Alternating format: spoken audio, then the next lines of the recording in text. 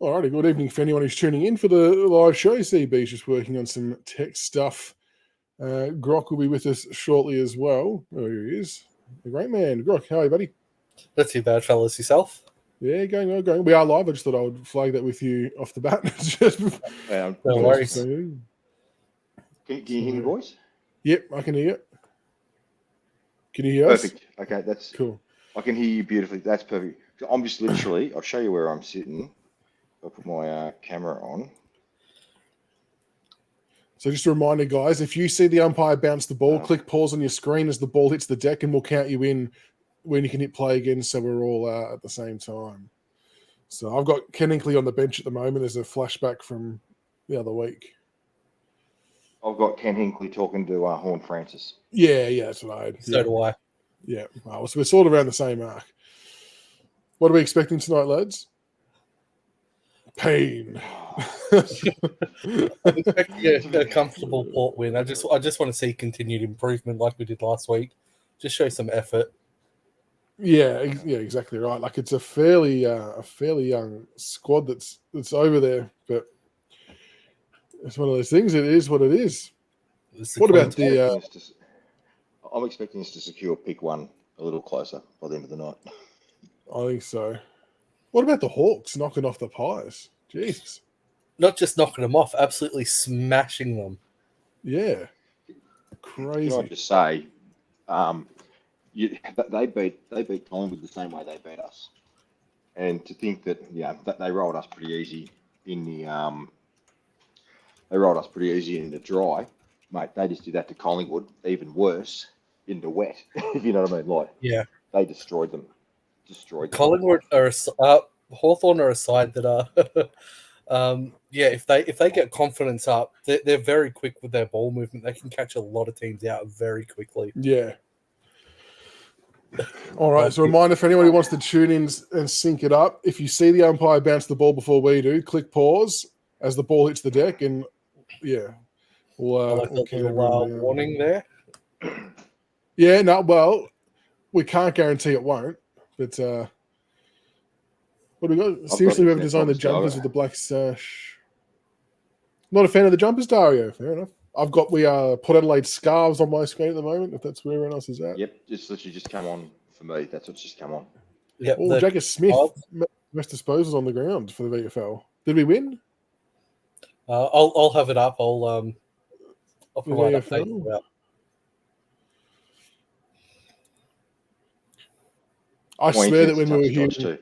Respect for that guy in the middle. There's a guy in a Richmond scarf in the middle of the Port standing up. She's all right, so I've got Noah Bolter. So if you've seen the ball bounce, pause it, and I'll tell you when the ball bounces. We've got 3, 2, 1. Ball is now bounced. We are underway in Adelaide. I'm a bit behind you guys. That's all right. I'm at 5. Hopefully we go a little bit better than. So Houston's the one that we got to man up on. We're likely to lose the VFL. We're down by 27 at the 20-minute mark of the last quarter. Oh, that's still going. Okay. Yeah, no. Where was that at? Score at Williamstown. We were scoreless in the second quarter. They kicked 4 goals, 6 in the second. And then the one thing about tonight, I expect Port Adelaide, because they're under the gun with Ken Hinkley, they're going to be over the top faux tough stuff and really try and put it on us physically. Big start. Dion Prestia just banana on the board. First goal wins. Bring the Sirens. Harley, you reckon the Tigers going to shock the world here? You heard it here first. Well, we'll call it early. If we happen to win, very big if, I would say it would be one of our best home and away wins in quite some time. The human meatball on the board. What do you think about that one, Face? Can't kick over a jam tin normally and nails it for 48 out outside of the boot. Like, but that's what he brings, doesn't he? That's why he's still so important to us, isn't it? Yeah. Yes, that's Cozzy competing as well in that contest to bring it to ground. Well, he took 3 defenders with him then, Cozzy. It's his ability to get to contest as well, isn't it, CB, for Prestia? We don't quite have someone else with that same work rate. Now, I'm on Butters' watch. I need Butters to get possessions for my super coach. He's vice captain. Oh, good intercept. Hugo. He's had a good month. Shay? Oh. I'm Don't behind you, he- Blake. Get it in quick. A reckons that if we win, CB has to streak on camera. That's why the camera's off, boys. I'm already nerding. Ready to go. Very good, son. I might have to put this to free to air, I reckon. Because I'm about 5 to 10 seconds behind you, blokes, I reckon. So we've just gone out of bounds. 18:36 on the clock. Tigers up by a goal. That's an interesting comment, Helena, that you reckon, and I haven't taken notice, but do we apparently score the first goal a lot? That's interesting. But that bit of play there from Hugo Roll Smith, boys, that for me is what's really improved in his game the last 6 weeks, is his anticipation and reading of the play to make those intercepts or to make it at least a contest of it. Absolutely. It's quite pivotal. I know he marked that one, but there's some where he doesn't necessarily mark it, doesn't get a stat for it, but geez, it was important a lot of the time.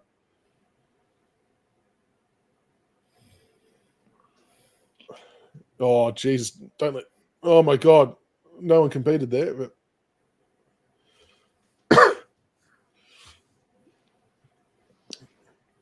Geez, he barely handballed that, but. Oh, no, Rioli, come on. How's that not hold incorrect disposal? Oh, we might be out here. Yeah, I think the comms is on pretty low, Travis. Let us know if it's too loud. I've got it on very, very low, just so there's something in the background and we're not talking. So I've got 17 minutes, 40, 39, 38, 37, 36. Trezise has taken a mark. I'm a bit behind you as well. I'm 17:39. Okay. We can always reset it again at quarter time. Okay. What do you got? 17:43? 33. I'm at 28 now. So I'm at 16. So I've just got you lead the pack and we'll talk. So Samson Ryan is competing well. That's good. Yeah. So Radical Air's back, isn't he? That's right. Radical Air's back. Yeah. Interesting stat from Palmer there. Trezise has played 4 games, 3 of them against Port. Yeah. They're the ones that Ryan needs to be holding. Yeah, like you mark that, and you might have the ability to wheel around quicker if Radaglia overcommits or something like that. Good spoil from Rioli out of bounds. Rioli on Rioli. No doubt they'd be loving that. Why is Butters on the bench? Get him on the ground. No. James Racing still remembers the Ratatogo. Wasn't that a great one? This shows that we Richard, position, guys. That's it. Yeah, Richard, to be as of like a week and a half ago, you have to be a premium member on Twitter or X, whatever you want to call it, to stream on there now. So we got our last one in, but the one we did on Monday night didn't go through, and neither had this one, which is a bit annoying. So I'm in chats with Chief to get it covered, but we'll see how we go. Come on, Chief. 16:45 left in the quarter. Chief's got that much money. He can afford to buy Mar-a-Lago off Donald Trump, I reckon, for $18 million. Corn Francis, yeah, we'll go with Corn Francis. What do we think about Bolter being deployed to the back line again now? Is it confusing him? No, I don't reckon it is.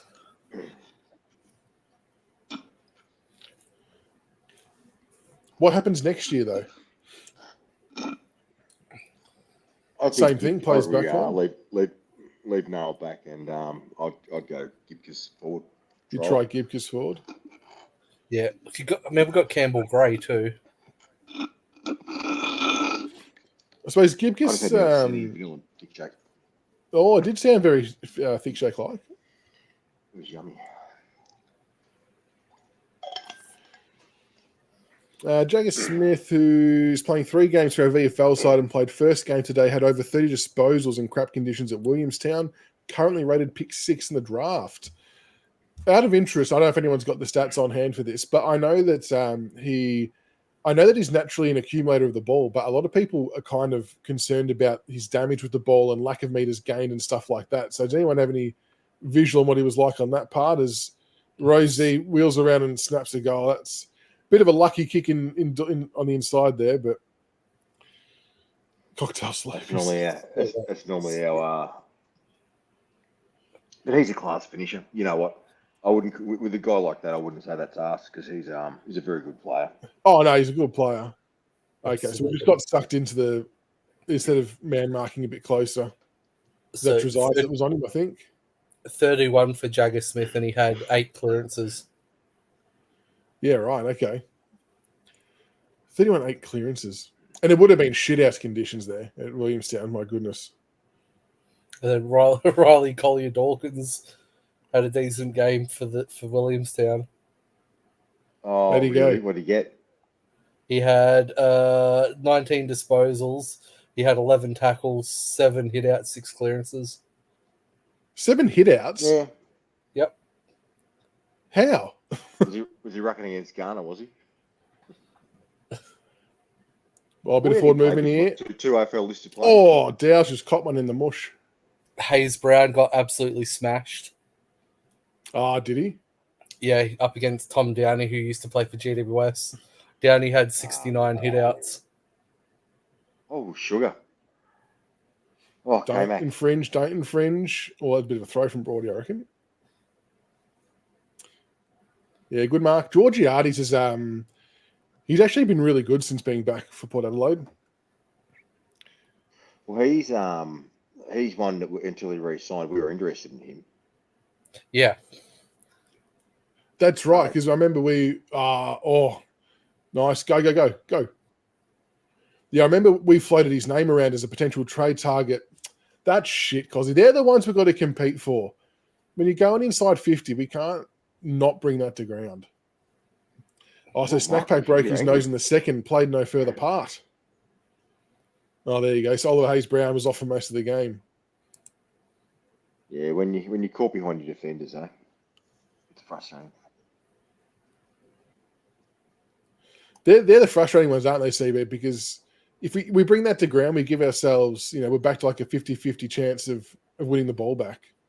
Well, you've got guys like Bolton around you. You've got Steely Green's pressing up. Answer those guys. You've got pressing forwards, but when you're giving away soft marks like that, yeah. But having said that, because has been the last month, he has been bringing him to ground. So yeah. And look, you can't expect it to happen all the time, I suppose. Like this, he's dropped that one though. Jesus, it looks a bit greasy. That was probably a throw that we got away with there, but we'll take it. Oh no! What's the weather been like in Adelaide today? Get rid of it, Bolton. Oh, go. K-Max out. Over the top. Oh, handball in the goal square. Cozzy, he's going to get one. Hey, throw the goose over the back, Kaczynski. Oh, geez, lovely control by Hoppers through the middle. Steely Green, good hands, wasn't it? It was scrappy. It was scrappy, but it was good. Good evasiveness. Good awareness. Yeah, we're doing one, Jason.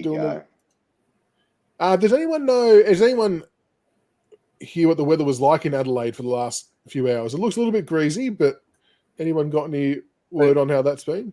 They've had 2 millimeters of rain since 4 p.m, so probably enough just to make it a bit slippery.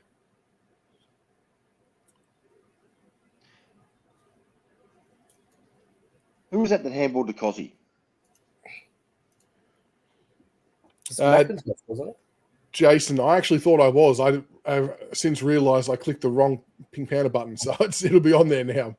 I didn't realise it was on the Pink Panda YouTube one. Apologies. Who handballed that to Cozzy? Who was that? Suffering your jock scorn. It looked like Tom Brown, but yeah, mine's a touch grainy on the screen, but it was Brown. I thought it was Brown. Yeah, Tom. Yeah. Yeah, CB said he's sitting there nude, James. To see a forward in space. Well, like we said on Monday night, though, that Brown playing forward is actually an interesting prospect because he's a very good user of the ball by foot. So it's actually not the worst idea. And he's very good overhead, which Port's strength against us has always been the aerial contest down back for them. So having another marking target's definitely going to going to help. And I can appreciate that they're trying different stuff. Like he's obviously had 3/4 of the season in the forward line, in the back line, to become accustomed to AFL level, and now it's time to see if he can adjust elsewhere. Another forward thrust here. Oh, that's deliberate if that goes out by Mansell. It hasn't though. Good pressure. Good.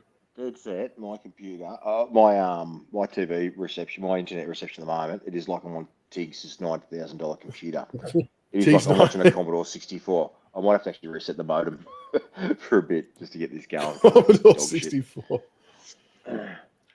What's everyone's thoughts been on Mansell? He's obviously re-signed. I think was it him that re-signed earlier in the week or last week or something? Hugo did another 2 years. Oh, it was a Hugo. Mansell has previously, though, hasn't he? He's committed again not long ago, hasn't he? Yeah. Curtis, how are you, mate? Welcome. Fattyhead, welcome. Oh, Yeah, he signed a Mansell. 2-year deal at the end of May. Did he? Okay, end of May. As I just pump him up, he's taken a great mark there just inside the boundary. This will take some kick from Mansell. I don't think he's got that in him. That's a centering kick, Grock, I reckon. Yeah. That was out of bounds too.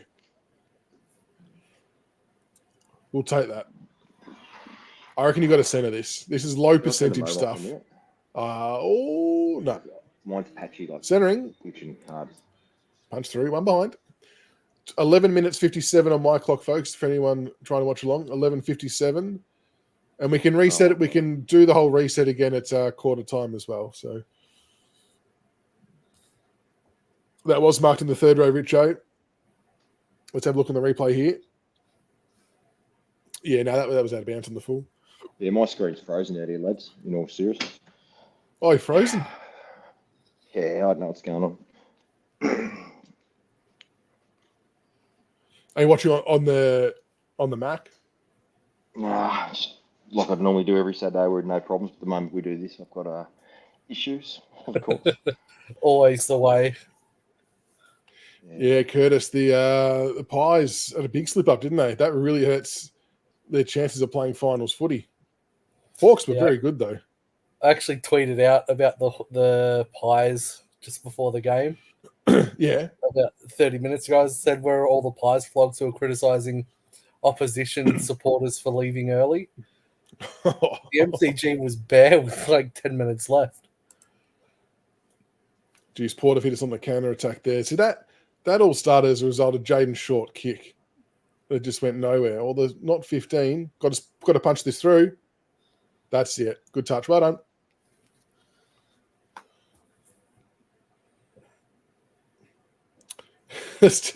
Wasn't it good seeing the Bombers self-destruct last night? Yeah, well, I mean, they've hurt themselves as well. And Geelong's currently losing to the Bulldogs. It's been a perfect weekend so far. Yeah, I'm not sure, Dominic, what's happened to Short's kicking. It's something we've obviously spoken about it a few times, Grock and CB, when everyone's watching, that his kicking just isn't what it used to be. Do you reckon there's a niggle of some kind? Is it a confidence thing? Because it's hurting at the moment. I reckon it's a combination of things, lack of confidence. I think the team being down, not enough pressure. And I think he's lost a yard of pace too, so he's not able to run himself out of trouble. So he just sort of dump kicks it a lot now. Yeah. Oh, Horn Francis, get ball. Has to be. Well done. Good group tackles. Okay, I'm at 10:41, so I've nearly caught you guys up. So I've just perfect. Yeah, I'm at 10:33, so you're pretty close. TV, welcome. Yeah, Helena, you're right. His disposal's not been crushed all year. It's been a bit frustrating because he's like when he's on, he's a weapon, isn't he? But I still think the problem you've got with it'll be interesting to see how many guys are playing crook with their injury list. It's how many fair guys call. have actually got buttering up week in, week out that are playing it. So Yeah. he may have a niggle that we don't know about. Yeah, that he's not been able to rest because of circumstance. Bingo. Not sure who that was. Nice. Was that Trezise trying to cut through the middle there? Yeah, he needed to go first option. Yeah, that hasn't panned out well because on the counter, good spoil, Miller. Good tackle.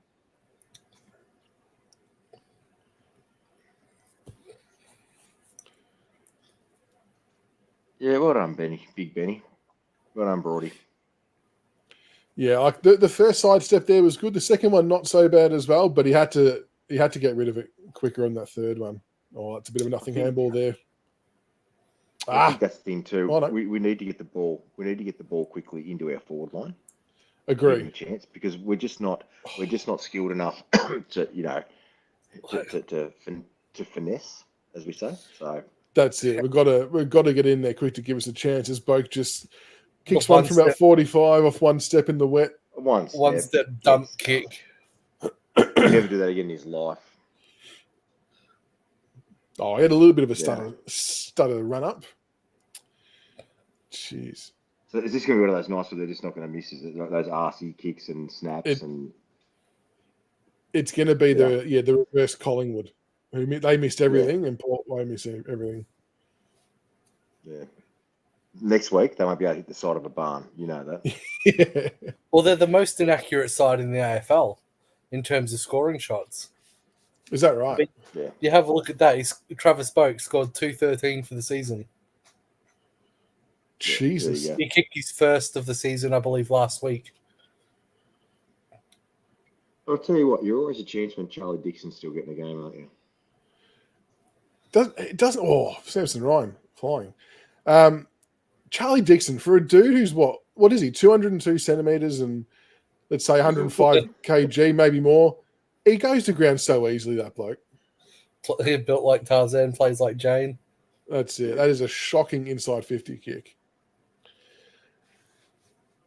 At least Samson Ryan attempted to split a pack there.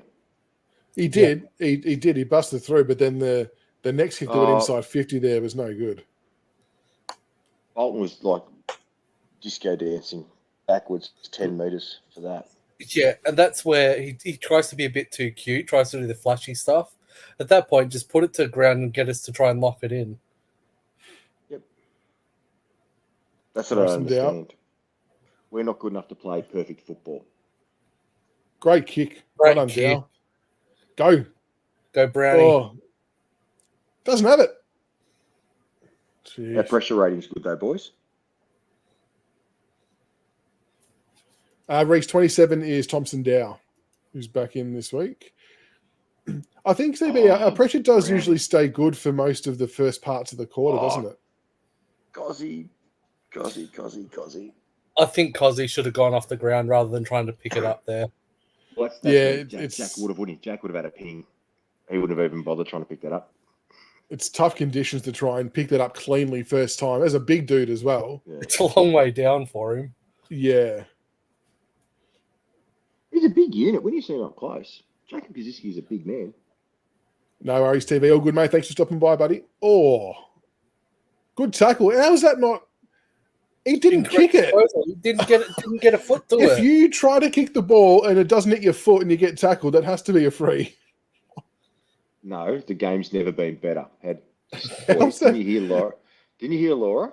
The game has never been better. Today, her saying that Samson, the Jukes. Much better. Good boy. Much better, Samson. Used his height there, but CB, Laura saying that they're going to continue penalising Bedford-style tackles. Like, what? Yeah, he actually did the same kind of tackle again today. I'm so glad that Nick Moldhouse took her to task. I haven't listened to it yet, but it sounds like that he won that comfortably. Well, as he should. I mean, she's never played a game in her life, and she's in charge of one of the biggest things. She's a token appointment. Let's face it, she's diversity appointment, and Mick's coached the game at the highest level. You can tell she's come from North Melbourne. They've got no idea how to football. No, she's got no idea. She's got no feel for it. She's got zero feel for the role. Well done, Nank. Well, that wasn't a great shot from Samson there, but Laura the Explorer. That's very good. That's very good. Oh, bounce. He's going to pay deliberate. Oh, I thought he was going to pay deliberate there. A guy behind the Freo game kept saying the game's never been better. Surely not. It's honestly, and it's actually really good that the mainstream media people are starting to call it out now. and really starting to question decisions that are going on. Because, you know, I mean, us as regular supporters can all see it from all different clubs, and now it's getting called out at a bit more of a higher level. well, put it this way, mate. She's talking today on radio about wildcard round. Yeah. I'm yet to see a fan survey anywhere where they go, yeah, we want wildcard round in. I mean, talk about just tone deaf, not reading the room, and not addressing the issues that are immediate in front of us. And that's the thing, there's the CBs that, like, every time things like this come out, we always see the AFL say, oh, we did a survey and it was overwhelmingly positive response. It's like, well, I never got asked. I'm sure you blokes never got asked. But then every bit of social media content I click on, supporters are bagging the crap out of it, not wanting a bar of it. It's like, I'm pretty sure you're just making this up. They are making Come it up, on. mate. They've got an That's agenda. much better, I mean, Bolton. Much better. It's like the every. I mean, just wait till the night grand final discussions ramps up again like it does every August. Yeah. Unlucky there from Bolton. We can't literally intercept Mark, can we? We've got to bring it to ground. Agree. And like that's where Cozzy and Samson Ryan just have to have these contests. You know, Port will obviously try and do some blocking off the ball to free Aaliyah up, but got to just keep body on him. Well done, Bolter. It's a shame that Bolton didn't score that one just then, or it's going to be dropping the ball. See, how wasn't that dropping the ball against Hopper? Oh, good tackle. Good run on play by Bolton.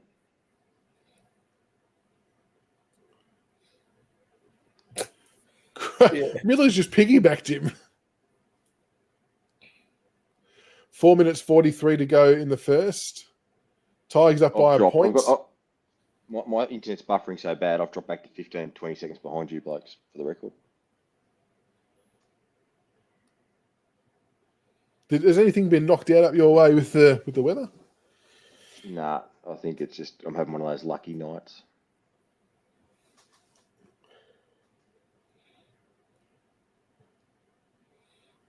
We can't let that mark happen.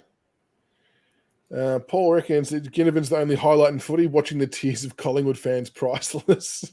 Yeah, he was best on ground against them today. He gave it to him, didn't he? It was so good when he walked up to their cheer squad at the end. They went absolutely ballistic.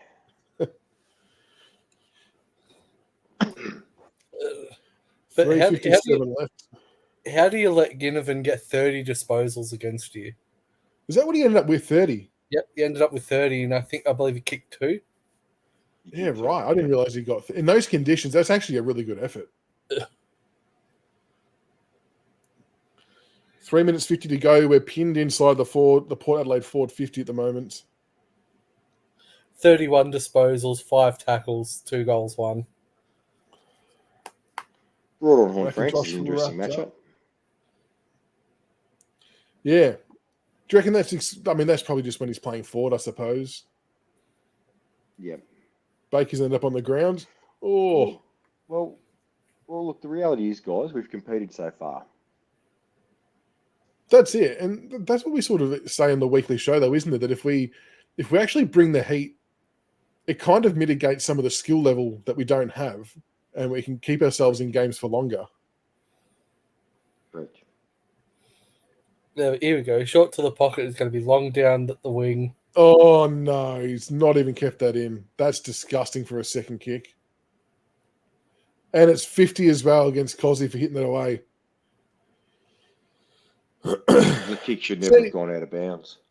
It shouldn't have, but dumb shit like that. Like, we don't need to give teams legs up by giving away stupid 50s. And it's nearly a borderline red time goal too for momentum.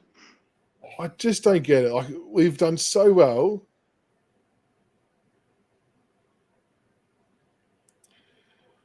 That's so frustrating. But that's there. Yeah, we can't even complain about that. That's there. No, that's absolutely there. Just dumb football. That's very costly, Cozzy. You got to be better than that. Like, I know he's probably frustrated the kicks got out of bounds from Brody, but you just got to know not to hit it away. Like, why give him a free goal? Correct.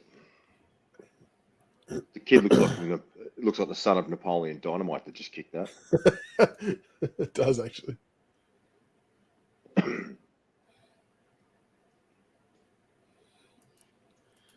Yeah, don't know, Richo, man. Not sure why we're so dumb. That hurts. Like, it's things like that, I reckon, just take the wind out of your sails when you've been competing really well for a quarter and then they just get an easy one.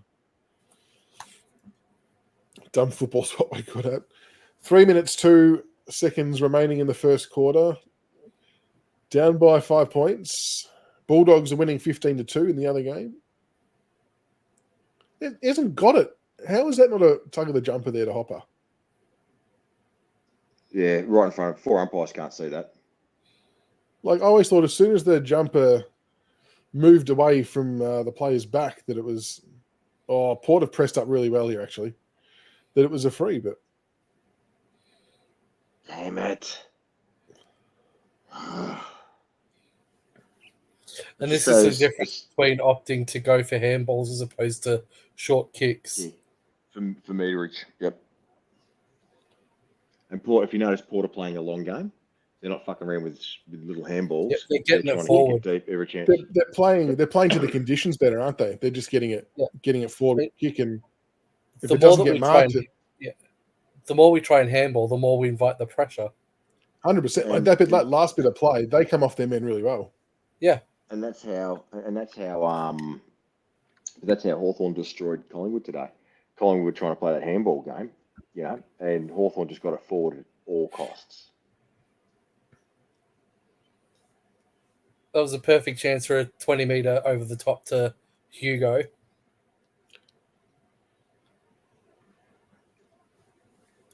Imagine we lose by a goal, Kylie. I know. Oh, good in, go. Good boy, well done. Well done, Mansell. Very good.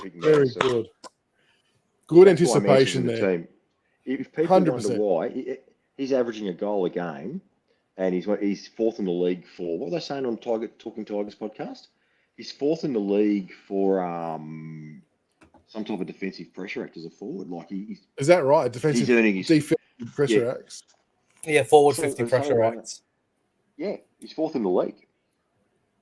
So if people wonder why he's getting a game, he's not playing for Supercoach points, mate. He's actually doing his role. That's fantastic from Rattatogo. Rattatogo. Rattatogo. I'll tell you what, Mansell did really well not to infringe and chop an arm there and give away a free kick. To actually keep eyes on the ball and actually still get it over the top without taking him out unfairly was really, really good. Yep. Nothing but ball there. Thank you for the sub. Appreciate it, mate. Given I'm not on my OBS, Ash, I'll have to do the stream board and the footy on Sunday because I'm just doing it through Stream Elements at the moment. But thank you, Ash. Much appreciated. Kano, how are you, mate? Happy affiliate. Is that right? Affiliate anniversary. There we go. Oh, don't let Bryn Jones get a kick. Do not give it to this prick. Makes me want to vomit. Start a great Gatorade chant. Rioli. That's as good as a time goal. That's annoying. That's disappointing.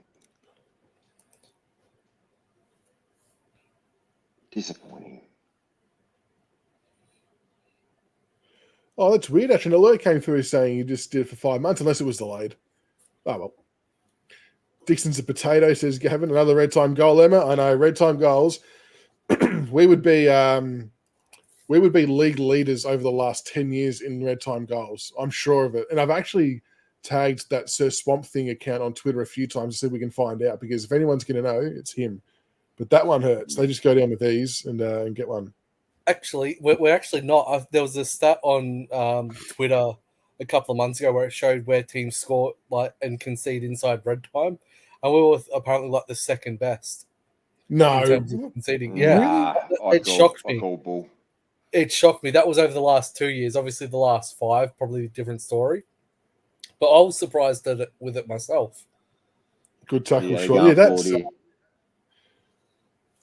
that's. I find that really tough to believe. Oh, Kano's had a few drinks. What have you been on, Kano? Dave, I don't mind the Tom Brown starting forward. piece just because he's a good user of the footy. Like if he gets it 65, 70 meters out, he's probably going to hit a target more often than not. So I'm not too favourite at the back. one. Bugs going well, thanks yourself. 34 seconds left in the first quarter. Can't concede here. This is where we mentally have a lap sometimes, isn't it? Yeah. Toby, how have you viewed Toby's first quarter? Yeah, next he's done okay. He's done okay. There's been a couple of times. I'd like to know what the height difference is between the ruckman because it seems like he's not battling to get above him, but he does his best work around the ground, though, isn't it?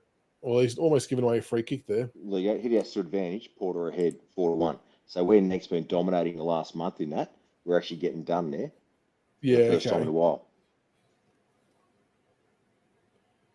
No, don't give it away. Don't give it away.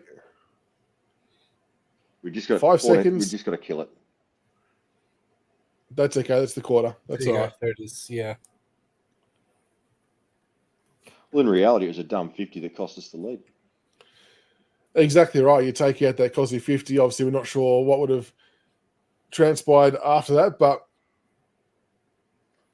they wouldn't have had a shot on goal from the very next kick. That's for sure. Well, quarter time, down by 5 points. Someone said, who's that down? That was Trezise, I think. Yep. And Mansell's wearing one today. All right. So just going through some stats quickly. Hopper's had 12. 2 marks, 2 tackles. Prestia, 8 disposals and the goal. Rioli's also had 8. Seth Campbell, how's he gone in since he come in? Campbell's had 5 disposals. There you go.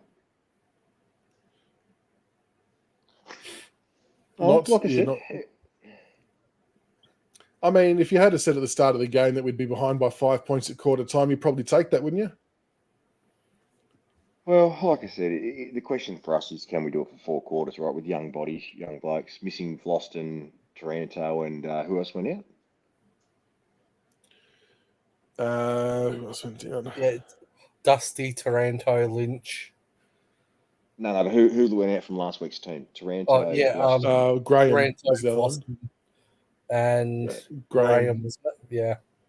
Yeah, so we're missing 3 good experienced big bodies in there. So it's a fair bit again on the kids to see if they can go for 4 quarters. And they generally what you generally see is we compete hard for 2.5 quarters, and then there's that quarter and a half where the young bodies just can't go for the full 4.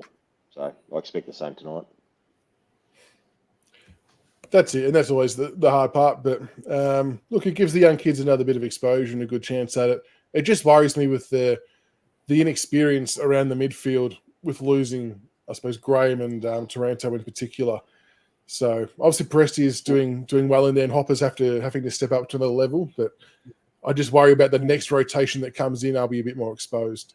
It seems Bolton's playing more as the midfield as well. But Graham's also been successful in that run with Roll the last couple of weeks too. Yeah, he has been. Yeah, so and it doesn't look like we're playing tonight. Kylie wants to know, what are our views on Dusty? Will he return for a last game? It's an interesting one, isn't it? I suppose you start to see all the speculation again. I saw Kane Corns go on another tangent today about how could he do this to Richmond? Like, they don't even know where he is. Like, why is he over in New Zealand seeing family? It's like, well, if he's in New Zealand seeing family, it's probably not really any of our business as to why that might be the case. But, for as long as Dusty's been at the club, he's always had a good level of understanding with the club, and they've been pretty lenient about his going home stuff and things like that. And if that's where he is, I'm not sure why that would be any different, to be honest. Do you honestly think a guy who's on whatever money he's on, the club wouldn't be aware that he's overseas for a couple of days? Yeah, exactly right. Yeah, so that the club will know where he is. As to whether he'll play another game or not, yeah, I don't know. The back's always an interesting injury to come back from. I'm not shocked he wasn't playing this week, just with the whole travel side of things. But I would be more interested to see if he's picked for our next home game. That's probably where the interesting one will come into it, I think, Rob. The whole problem with Kane Corns, is he thinks Richmond is the shit truck that Port Adelaide is, and we're not. we're actually a professionally run club, and we're actually successful as opposed to Port Adelaide. They haven't achieved one flag in their whole existence, and they've been bloody tarps around their grounds. So you probably and did you see him backtrack when all of a sudden someone asked a question about Dan Houston? There's a lot of interest in Victorian clubs in Dan Houston, Yeah. and he tries to shut it down straight away. Oh no. But he's happy to throw every other club's players under the bus. Like he's just a dickhead. Yeah. What Kane Corns does and what other people do, is a flog. We know that. It's do as I say, not as I do sort of thing. But with Dusty, you sort of expect him to... You'd sort of want him to be playing next week against the Pies. It's an MCG game. If he's not back in next week, there's obviously, I think, questions will start getting raised here, and I think things will start flaring up even more. I reckon his farewell game will be Gold Coast, and then he's retired. You reckon? Yep. Maybe he'll do a jumper swap at the end of the game and just walk into the rooms with them. If you believe some of the maybe he'll just line up against us. Maybe the trick will be he walks in Richmond gear and then walks out onto the ground in Gold Coast gear. It'll be like old school in the juniors where you swap jumpers with a player if you're playing a bit short to boost their numbers up. We'll give them Dusty. Gavin wants to know, is it time to put Short either on the ball or half forward? I don't mind this, Gavin. I said this a couple of weeks ago that just to rejuvenate maybe his love for the game or his happiness within the team, if that makes any sense, I actually don't mind it. I think it would reinvigorate him, kind of like what it did to Dan Rioli. Just a bit of a different challenge, different scenery, maybe get some more confidence back. I think that's a good call. I disagree with that comment, Mitchell, about Cozzy getting the goal handed to him and not bringing the ball to ground. He brought the ball to ground for Presti's goal in the opener. So I think you've been a bit too harsh there. Oh, Dill's in the house. Go, Port. Get out of here, Dill. No, that's right. You're all right, mate. So we'll try and, if anyone wants to sync up with us, if your game is ahead of ours, if you see the umpire bounce the ball, make sure you hit pause, and then I'll count down to when the umpire bounces the ball on my screen for when you can hit play again. So the quarter's about to start on my screen. We've got Bolter and Charlie Dixon on screen. Put Short in the twos, or I don't know about that. I think it's hard. He's clearly too good for the twos, but he just needs to find some confidence, doesn't he? All right, if you see the ball bounce, pause it. We had two AFL listed players in the reserves today. Who the fuck do people think are going to come in to replace these guys? They've just got to think before they type sometimes. That's it. The ball's being bounced now. Well, that's the thing, isn't it? There's no one to actually come in and take all their spots. Correct. Well, Port with a very good clearance early. So they realise we can't actually play Garner or Davidson or those guys. They actually realise the VFL listed blokes are VFL listed blokes. They can't come in and play AFL. That's it. They are simply there to form the numbers in our VFL side. Good intercept mark there in the back line. Yeah, well done, sausage. Don't mind that we tried the switch. Yep, that's okay. Get it on. Just chip it over. There we go. Sometimes I wish we'd switch more than we actually do. I was about to say, it feels like we don't do that often enough. It seems like we go back down the same side it comes in. That was very good from Brown. That's the marking you were talking about earlier, Grok. Yeah. There it is. And that's why we don't get rid of Dan Rioli. Look at that running. He's just done a 100-metre play, Dan Rioli. Unlucky there from Bolton. Very good play from Rioli out in the half-back in wing line there. And that's the thing. If we can get another forward who can push up to that sort of 70 out and mark, it means we can leave our forwards, up forward to provide a target. Because there's nothing worse than having Cozzy or Ryan take a mark upfield and then we've got no one to kick to. Agree. Nank's just trying to... This kid's going to get pinged here. Oh, he didn't. Okay. I thought he might have got done there. He got tackled as soon as he picked it up, so he'd be stiff. Oh, good little kick out there from Prestia. Centering ball. Who's there? That's it. Just got to make a contest. Just can't let him mark those. That's good. Rioli from 45 around the body. Yes. Great goal. Very nice goal, Dan.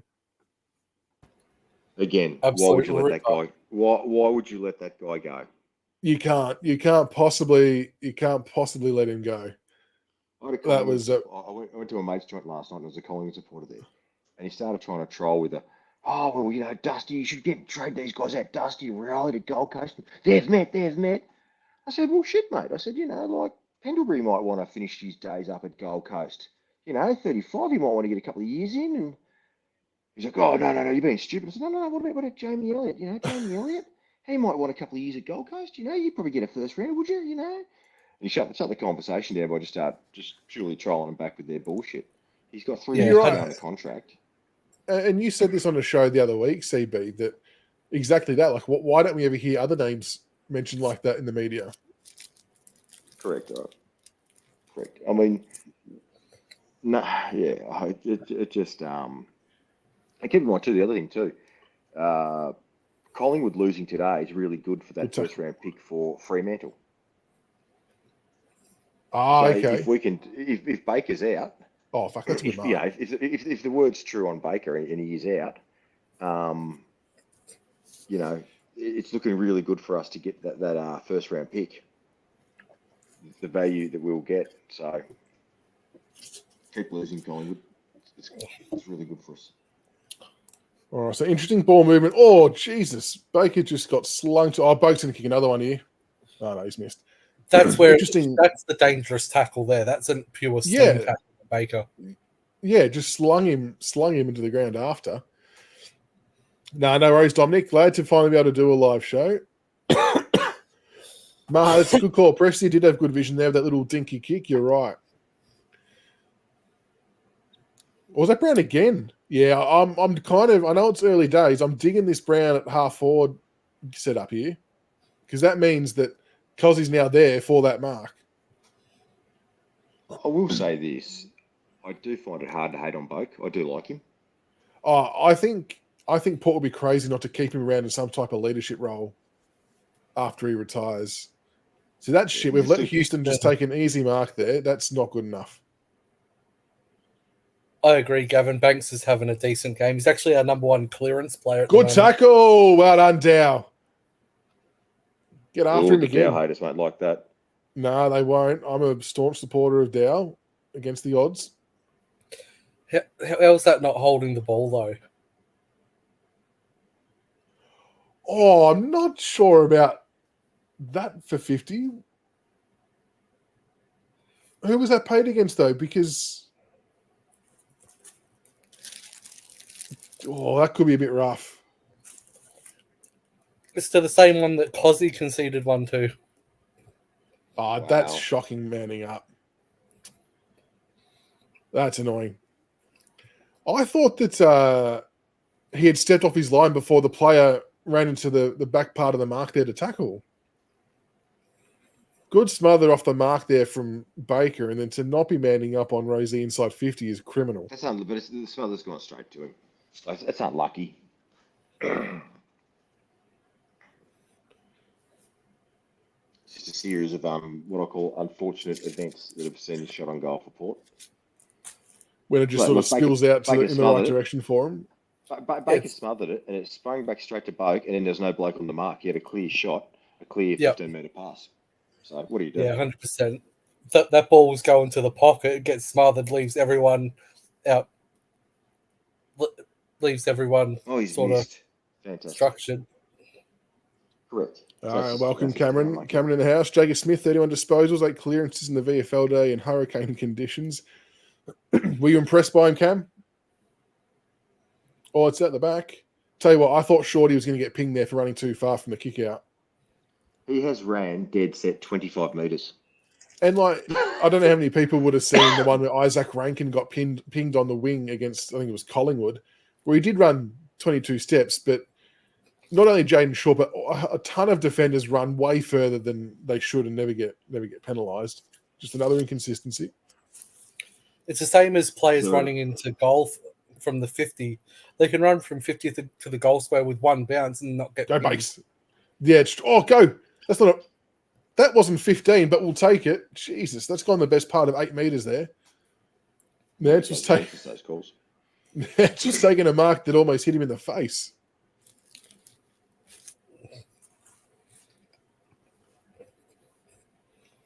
Yeah, Ben, I'm not sure about Horn Francis' disposal as well. I'm with you. No, that's 15. I'll tell you now. I'll tell you how you know. He's kicked that on the dark side of the grass. It's gone over the light side of the grass and been marked on the other dark patch of grass. And those patches are 15 metres. Is that right, CB? Oh, Mansell as he converts. Well done, Ryan Mansell. Good marking goal. They rate him as the third best set shot at the club. Is that right? Yep. Okay. Yeah. So is that legit, CB, about the grass? They're 15 metres apart. Okay, Positive, I didn't know that. Yeah. I thought that was 10. I thought that was 10. How smart was that? How smart was that knock on by Baker there at the pack just to get the ball moving forward in our direction?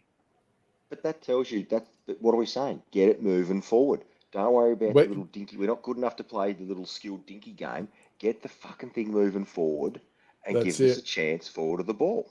You don't have to be precision all the time. Just get it moving. 14:40 left on the clock. 14:40.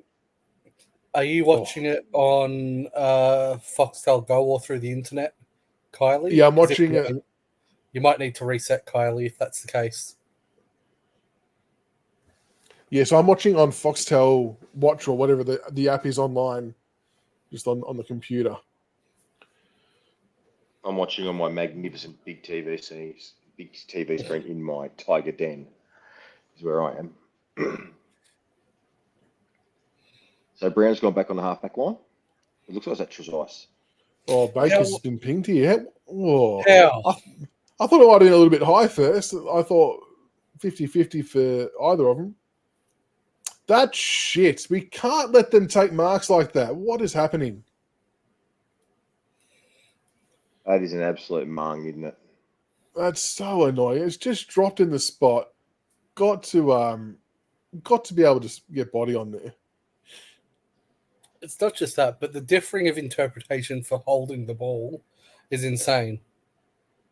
But having said that, boys, forget all that. I know that what you're saying with your frustration, but my point is that this has come as a result of a skill error. We had control of the ball. We actually had the ball clearing it out of defensive 50, and we couldn't hit the kick. Yeah. That's what's resulted in this. And that's just where we're at as a club, and that's where we've got to improve. That's it. I hate seeing that, Dominic. I'm with you. I hate seeing an opposition player take a chest mark inside 50 like that. If anyone's watching or flicked over and seen parts of the Geelong Bulldogs game, I know I can obviously see what the score is. The Bulldogs are winning, but what's happening there? Are the Dogs just a class above? What's going on?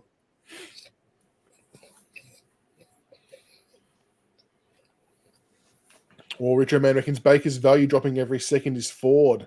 I don't mind him. It's hard. He's a bit of a Mr. Fix-It, isn't he, in some way, Baker? Like, he can play all over the park. I'm still actually not 100% sure on what his best position is. I just know that he typically solves an issue for us wherever he goes. Porter getting us done really easy in the middle here. Rosie, someone's got a good tackle. How? Oh, my God. That's got to be at least 50. Why is that not 50? He booted it afterwards. It's Richmond. We don't get them. Great tackle. I think that was Rioli that lunged there. Well done.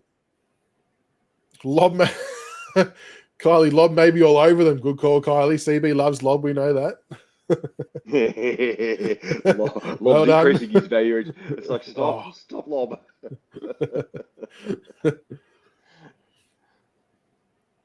But you remember, hey, Grok's a fan of the lob as well. There's two of us on here that are happy to. I didn't mind him it. turn up. Oh, get rid of it, Dan. Oh, fuck. Thanks for that. Oh, go, Mansell, go. Oh, it is absolutely bounced the wrong way there for him. Horrible. Oh, out in the fall. Unlucky bugs. Yeah, why? Have I missed something as to why that wouldn't have been 50 down the other end? Like, it was clearly, if the whistle goes, it's clearly only going to be a free kick one way. Was the whistle maybe too late, or was it simultaneous? I don't know. Don't know. It just feels like that's one that would have gone against us many a times. It'd be common sense. Like the Sydney one. Yeah, common sense. All I know is the game's never been better, Michaels. The game has never been better. Brown. No, you're right, Steve. No, you're right. Oh, Terrific. unlucky. I think every time I hear Laura Kane say that, I think of Ned Flanders when he got the lobotomy in one of the Simpsons Halloween episodes. It's, watch AFL, it's bliss. Lady Hawk, I think Vlosten was listed as injured. I'm actually not too sure what the injury is. Does anyone else know what happened there? Well, it was weird Vlosten? because they were, all of a sudden, we thought they were playing, and all of a sudden they were just like, oh, they're out injured when it comes to selection. No one knew anything about it. Yeah, it kind of really come from nowhere. That's a great tap on there from Bolton. Inside 50, we've got to hit a target. Oh, Vlosten's not listed on the injury list. Maybe rested. Yeah. Emma says they reckon it's a back injury. That's like O'Leary. Again, we just said, I know Mansell's obviously playing a defensive role on him, defensive pressure role, but we just can't let O'Leary take those marks. He's too good for that. Oh, good one. Well done, Dan. Richo Man says Bauer will be perfect for the forward line right now. How many did Bauer kick today? Oh, Radatogo's fallen over his own shoelaces there. Bolton picks it up. 48 on the very tough angle. Oh, Mansell's put it down. Mansell had to hold that. Oh, he's just. I've got to say, Bolton has done some really dangerous things. He's got a bit of energy about him tonight. Which is good because it kind of sets the scene for us a little bit. See that kick there to Rada to go? That's the one I want us to do. Look at that. That guy's just laced him on the 50. But now he's gone back. Port are definitely making an effort to try and come through the middle here, although they've just pushed it back out wide. 10 minutes, 13 left on the clock. 12, 11, 10 for those trying to sync up. Apparently, Vlosten had a back injury, supposedly from promoting the Victoria Institute of Sport during the week. All right. Bauer kicked 2. And the week before he got 3, didn't he? Was that 5 in 2 games? I mean, you'd have to say he's close then. So Charlie Dixon will kick this because it's Richmond. Yeah, it's on everyone else. You kick it out in a full. Wet ball, on the angle, greasy night. You watch him. With a Tyrone Vickery double cobra flex at the end of it. Yeah. Love you too, Kano. Good, skinny. Good. Was it? I thought someone. Oh, there we go. The kick to the pocket. Who would have thought? I thought a few people had mentioned that Bauer had been playing in the backline in the VFL as well. Is that true, or has he been forward for most weeks? He played forward. He played forward last weekend. Actually, how did Jacob Block go for the track boxes as well, please? Good tackle. Get him, Michael. Jacob Blight. Jacob Blight go. Yeah. Oh, Jesus, that's unlucky. Oh, and the full. Blight had the 15 and 3 marks. That's good, isn't it? That's what you want, isn't it? He's just come straight into the system. Oh, that was an Australian kick there. All Australian. All Australian kick there. Much better than Nick Vlosten. He's got the Gary Frangalis perm. All he needs is the Mustaka. That's how old I am. Charlie I can talk Dixon's about Gary Frangalis. Richo has just alerted us that Charlie Dixon's on 215 games, would you believe? That's astonishing. I actually thought it would have been more. He's been injured for a long time. Perennially. And suspensions because he's a dumb idiot. Well, I do recall one photo with Harley Bennell and a few of the Gold Coast boys when they were all up there. And that's all I'll say about that. To quote Forrest Gump, that's all I'll say about that. Yeah. So I don't want us getting sued. Yeah, you don't want to be getting a message on Big Footy from admin Yeah, chief. All of a like sudden, I chief have ain't in the sponsors for past. Twitter. Oh, have you, Grok? Yeah, remember I told you I talked to you about the whole Mark Williams thing? That's right. Yeah. Yep. Oh, the Port have got some serious numbers here. We just need this to almost go out. There we go. 8 minutes 16 left in the second quarter, 35 apiece, and the Bulldogs are winning 24-14 in the other game. We're hanging in here, so it's not too bad, but we just don't want to concede one. This is where we need to do the short possession. Just take the sting out of it. Oh, Samson Ryan's hit that forward nicely, but we've got no one sitting off the pack. I'm Bolton was being held. I'm surprised that Samson Ryan knows how to hold a fist. Actually, that's impressive. How did they not miss? How did they miss Georgiades having an armful of bolter?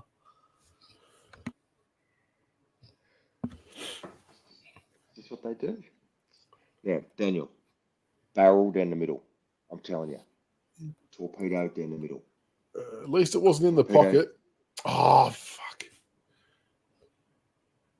How do we Again, it's just predictable ball movement. Like, they're just going to flood. Well, he stood there for 10 seconds before he actually kicked to where he thought he... You know what I mean? Yeah. Before he kicked it. I mean, yeah. That's the thing. They know we're going there. Why take 10 seconds to let them get numbers over there? I've always wondered that. Like, what if we just had to kick it... slow with our setup? Are we that slow with our setup? Maybe. Like... It's like, if you kick it just 2 seconds earlier, they might be a bit more out of position. Reno, how do you... Well, so everyone's just watching on their own device. So I'm watching on the Foxtel app on my PC. A few other people are watching KO and normal Foxtel, and then we just try and sync it up. So, that's a good inside 50. So I've got 7 minutes 24 to go. I'm actually wearing a bathrobe. I'm in a bathrobe, but I'm in actually the light tower in South Australia. So at the start of the second half, Reno will, if you see the umpire bounce the ball before the game starts here, just hit pause and then we can tell you when to press play. But I'm not sure. Maybe one of you other blokes are further behind. So maybe after halftime we'll operate off CB's timeline. If we're ahead. My TV's buffering something fierce. I'm happy just to go special comments and just talk shit because I start off same as you, and my TV keeps buffering before you know I'm 15 seconds behind you. So yeah, don't do me. Oh, here we go. Kick to the pocket. Kill it. There we go. Like almost every Port Adelaide player is just locked onto that right side of the ground, aren't they? Like the kick can't go anywhere else but down the line. Yeah. If we're going to do it, we need to go short. Well, we can't even switch. We can't can't defend. Broad's not even looking. Fuck, he's taking 2 marks in the same spot. Again, it's just dumb. This was an issue under Dimmer as well. Georgiades. We have been let off the chain massively there.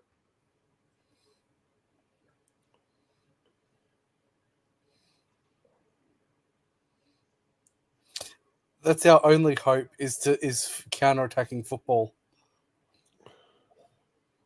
Yeah, but it just I don't understand. Our lack of risk taking is astonishing for a team sitting on the bottom. It's just killing me. Yeah, that's it, Kano. Just Grok CB and I are obviously on audio with the chat. Come on, for Christ's sakes. That's but that is now 2 identical kickouts that have ended up in the same spot with the same Port player marking the ball uncontested. Surely after that happens twice, if we do that again, I'll be fuming. What's the saying? Definition of insanity? I guess but I guess the one thing as well is so Teague's contract expires into this year. I hope we don't renew him. I hope we go Teague's gone. Oh, George, piss off, Georgiades. Slots that. Get out of it. Of course he does. Pissing right on the boundary and he slots it. See how many misses. But again, we bring it on ourselves. We deserve that goal against us because we just keep doing the same dumb thing. Yeah? I mean, We gave what them, it, we gave them the same. We gave them the same entry, the same exit plan 4 times in a row, and we're expecting a different result. Like it's just disheartening. Good teams have trust in teammates, being where they expect them to be. Why are we trying to only carry? I don't know. We just got to get it moving, but not to the bloody back pocket and then down the line. It's too predictable. Like you said, you'd almost rather a 35-metre chip in the middle of the defensive 50, so you still got both sides of the ground open. It's like we're trying to kick to Lynch. Yeah, but we true. don't have it. Yeah. Oh, we've won a clearance here. I mean, it's hard because they would have trained Lynch being down the line for that kick too.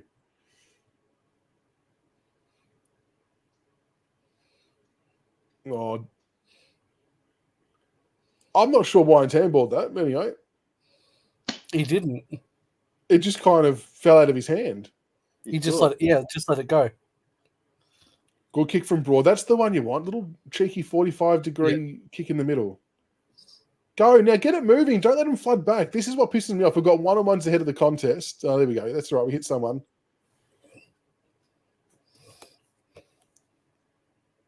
But like that kick inside 50 there, typically we hold it for an extra 4 or 5 seconds and the opposition get time to get extra numbers back. You do have to kick it quicker like they did while you've got 1-on-1s. Confidence here.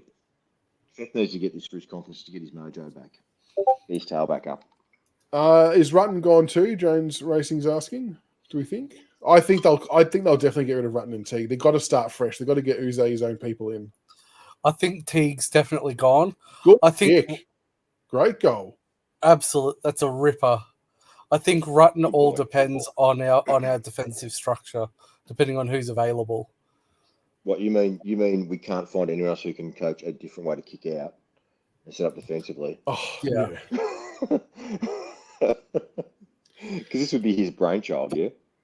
No, but to be fair, we were doing it under Leper as well. Yeah, but that was like 7 years ago. Yeah, nothing's changed. That's all I'm saying. But that was good. That's really good moving by the Tigers there. Credit to them.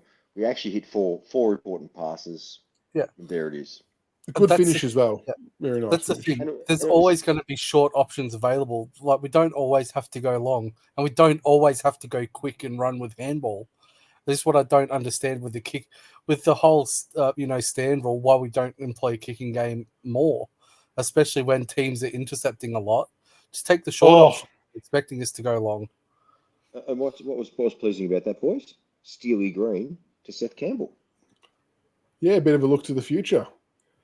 I don't know how we've come over the clearance here, lads. Cappy. Oh, no. Do it for the ball blokes, Cappy. Do it for the bald fellas. He wasn't quite balanced there. Do it for the Chrome Drums. Richard, man, has Uze lost either of us? No, definitely not. Definitely not. So we said on Monday night, I won't speak about half on the other gentleman, but I'm a firm believer that we can't judge Uze off this year because he's walked into a club that used to be very, very stable, that is now very unstable, and that's not his fault. Then you've got the injury list that's popped up for this year and the length of injuries and the type of players. It's just not fair to judge him off this year. I think the judgment starts, as you sort of get through 2025 and into 2026 is when it starts to look a bit more clear, when we've got a bit more stability, I reckon. 2026 for me is where the eyes are on him. Obviously, this year was all about putting his brand on it and getting his first crop of players in. And then 2025 was about cementing that game plan. 2026 was, for me, that's the year that we really need to look at it. That was well done by Dan Rioli, wasn't it? How good was that? Also, I'll say this. You got to remember, Adam Uze is coming to the club. He's inherited Damien Hardwick's list. Some of Damien Hardwick's coaches. Brendan Gale, CEO's just stepped down. It just and kicked the pocket again. And we've got 8 ACL injuries. So he hasn't it's even crazy, been able to get the team isn't on to implement his game plan. So you can't. Anyone who judges Adam Uze on his shoes being very, very unfair, I would say. And we've just gone the same kick out again, fellas. Pocket down the line. Of course, the stoppage. Well, there you go. But That's a win. Uze's essentially had both hands tied behind his back this year. I mean, the main positive is he will have found out a few things about some players maybe he wouldn't have got to look at otherwise. Well, it helps you sort out your list, doesn't it? Because really, starts becoming his list as of this off season. Yeah. You know, and Toshay, to his credit, the only criticism I got of Toshay is we didn't take 3 selections; we only took 2. But the 2 he selected seemed to be very, very good. So hopefully he continues. Oh, go. Nice bit of work there. I've got to say, this ruckman is seriously giving Nick a hard time. Yeah, Sweet's dominating him. Well done. Oh, great competing, Cozzy, but then that handball was bad. Good Is tackle. it like a throw? Oh, he's just got the handball off. Oh, how do we let Radigalia stand there by himself?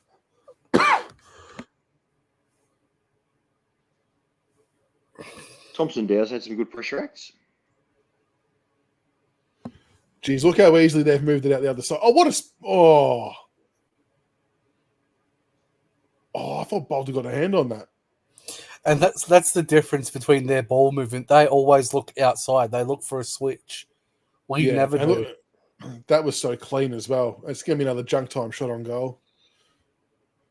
This is where the standard is really dumb too. He gets to go around the man on the mark and have a ping, and the defender who's trying to stop a shot at goal has to stand there. Can't move. It is just so stupid. It is the worst rule. Stephen Hawking's an absolute jerk off. Oh, he's kicked it too. Fuck off. Eric said, I'm a fan of Uze, but thoughts on the way he speaks in the post matches. It's a tough one, isn't it? The arm business. Like, if that's your focus. No, I think he means about the positivity side of things. Like, I think that's what Eric's getting at, is that he's been, I suppose, super positive in all the press match conferences and not when maybe the fans felt he should have been a bit more scathing. But it's a really tough balancing act because what he says to the cameras is probably not what he says behind closed doors, to be fair. Yeah. To be fair, though, I think he has to be positive because everyone else is being negative and laying the boots in. If he adds on top of that, what's it going to do to the player's psyche? He's going to want to play under him. You know, like it's a generational thing. You can't speak to people the way we used to get addressed even 5-10 years ago. The world's changed. You can't just go openly bake people or what have you. It doesn't happen that way. No, if we can send another one here, oh my God.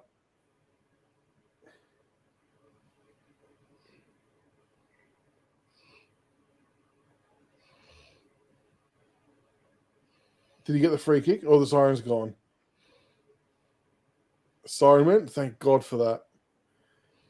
Jesus Christ. We nearly conceded another red time goal there after conceding a red time goal already. Oh, well, half time. 7-8-50 Port Adelaide, Richmond 6-6 going berserk. There's a Port Adelaide guy in the background going absolutely spare. Terrific. I mean, he's probably got a case for it to be a free kick for Rioli. He actually did really well there. 8 points down at halftime, though, gents. Not necessarily the worst outcome.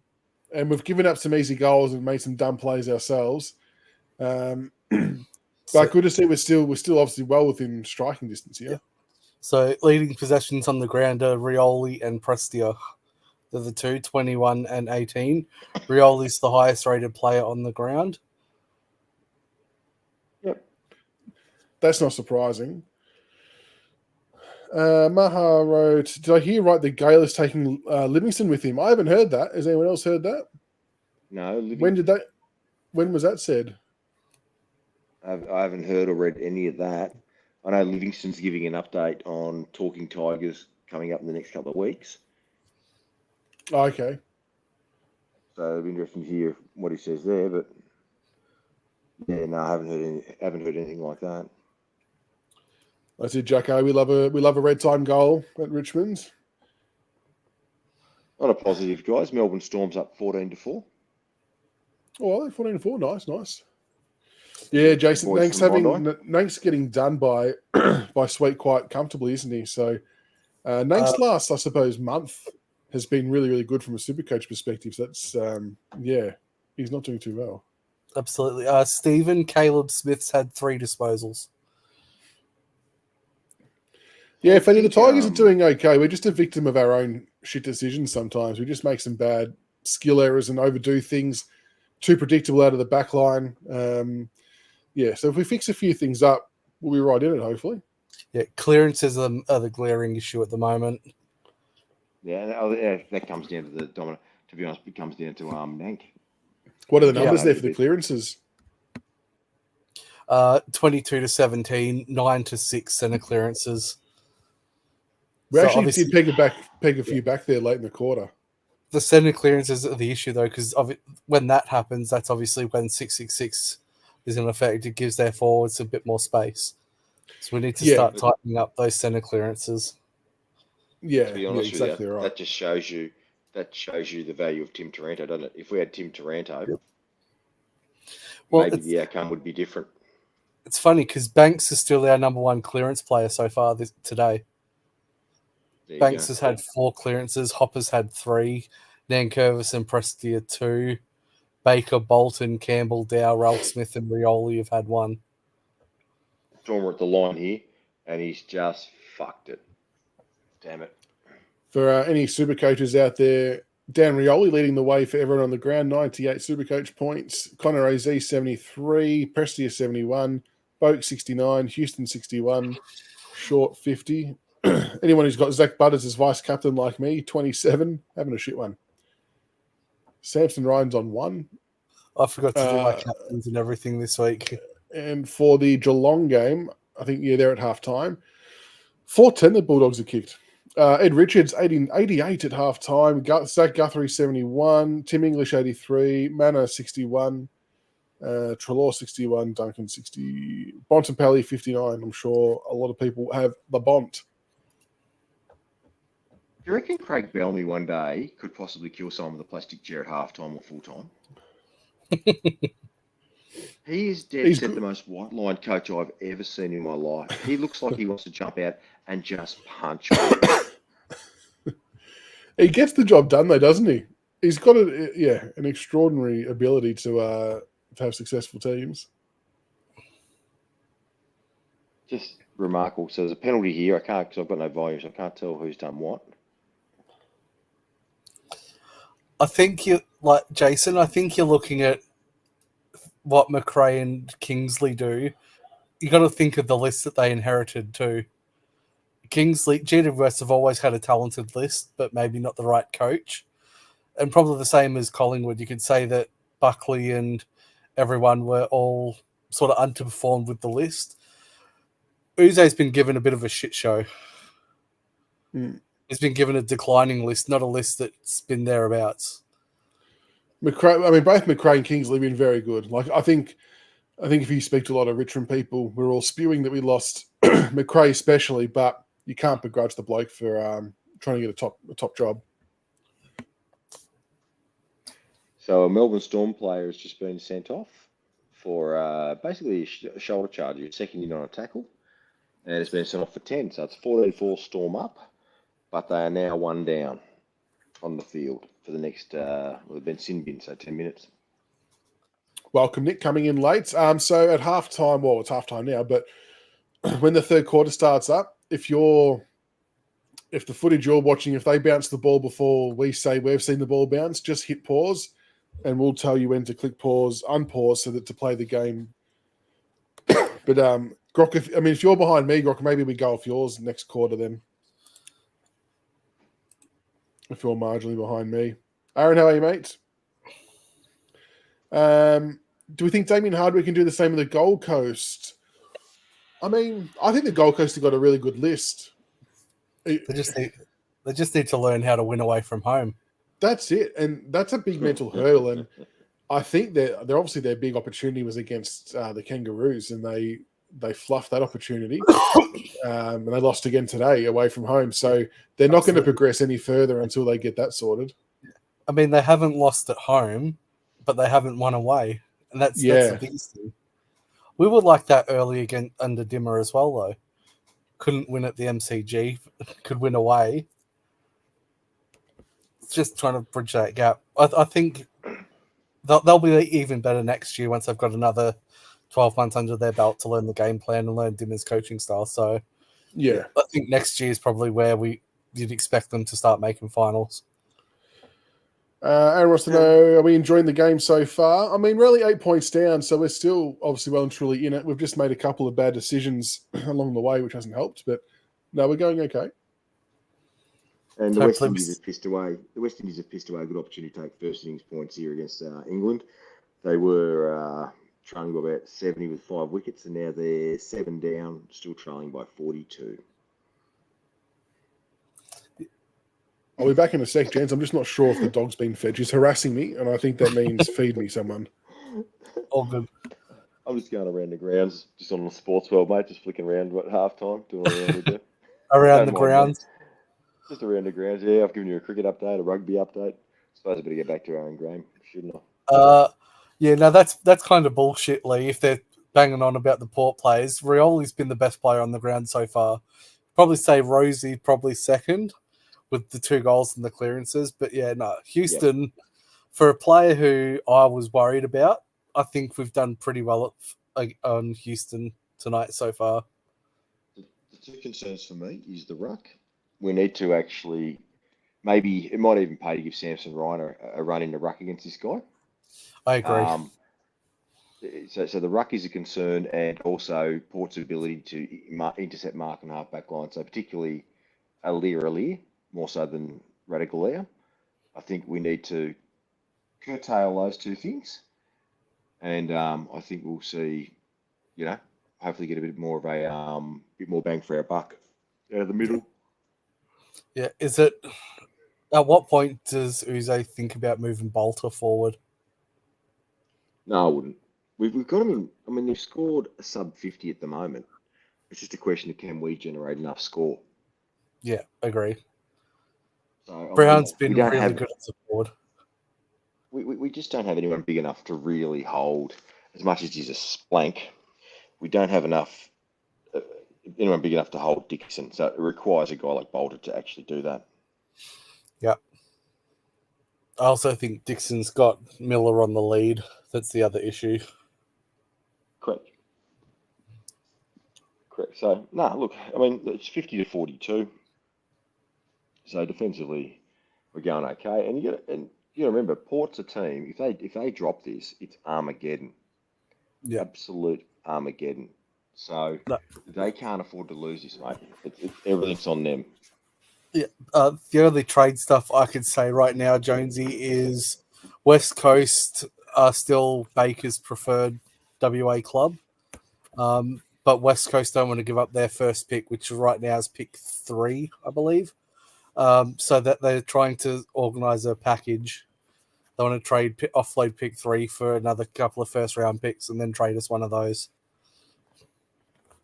Yeah, the Baker one's interesting.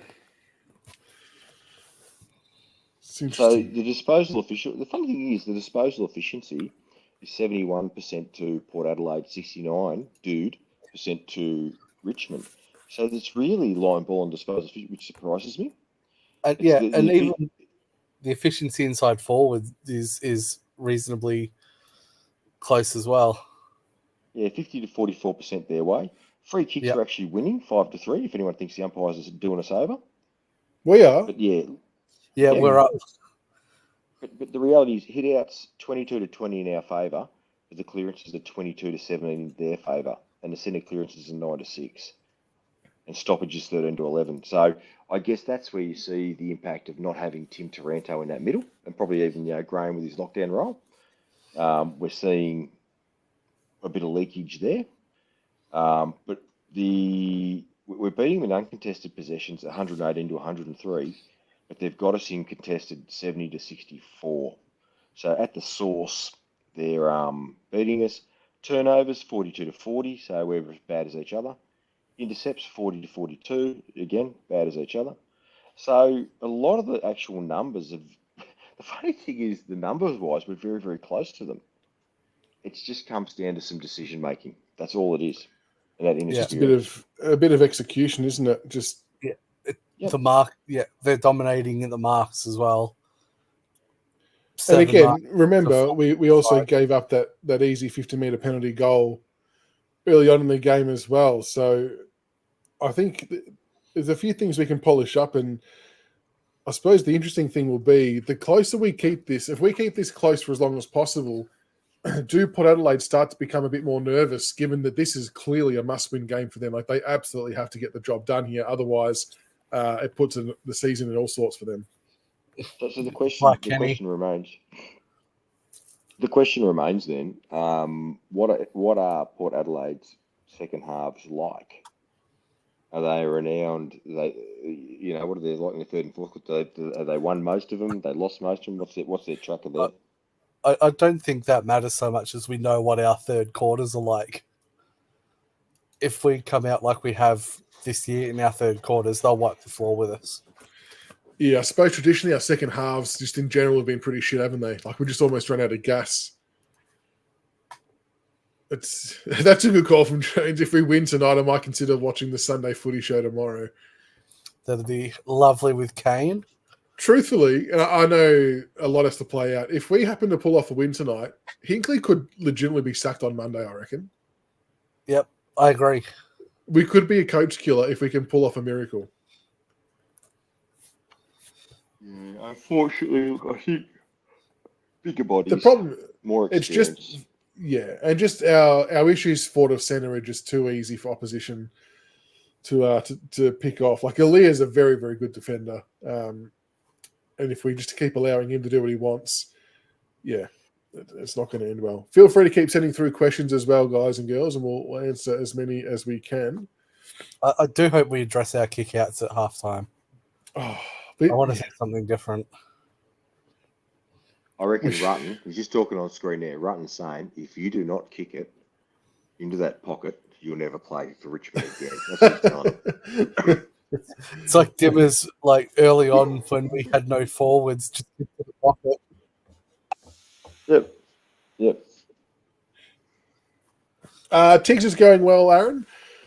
He was meant to be on last Monday night, but he had his son's birthday on the Sunday. So it was obviously a pretty big day for him and his family with everyone over, and he put on a pretty big spread, as Tiggs does. So he was a little bit frazzled and cooked for the Monday, so he sat out, but he'll hopefully be back next week. But no, he is doing well. How are you, Sarge? What's going on, mate? Can we win but not get the 4 points so we can get pick one? Dominic wants to know, where are our goals coming from? I mean, obviously Mansell's kicked a couple of goals, but I'm not sure if you want to rely on him to be your main source of goal. But being a wet night, maybe that's how it has to happen. The reality is our big guys need to step up.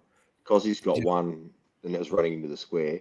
We need at least 4 goals out of Ryan and Cozzy. We need 4. Yeah, or Baker and Bolton. They're the other two. And there's nothing from the midfield. There's nothing. Rosie's kicked 2 for them. We've got nothing out of our midfield for goal scorers. Yeah. Lee wants to know, do we think Baker is off a little bit again tonight? Anyone got any thoughts there? Yep, I agree. I don't. The last 6 weeks, you can tell something's off, whether it be a niggle or everything weighing on him. We talked about this on Monday, but there's something off with Baker, and it's sort of understandable why, with everything that he's got going on, future-wise at the club, the decisions he's making. Yeah, definitely something off.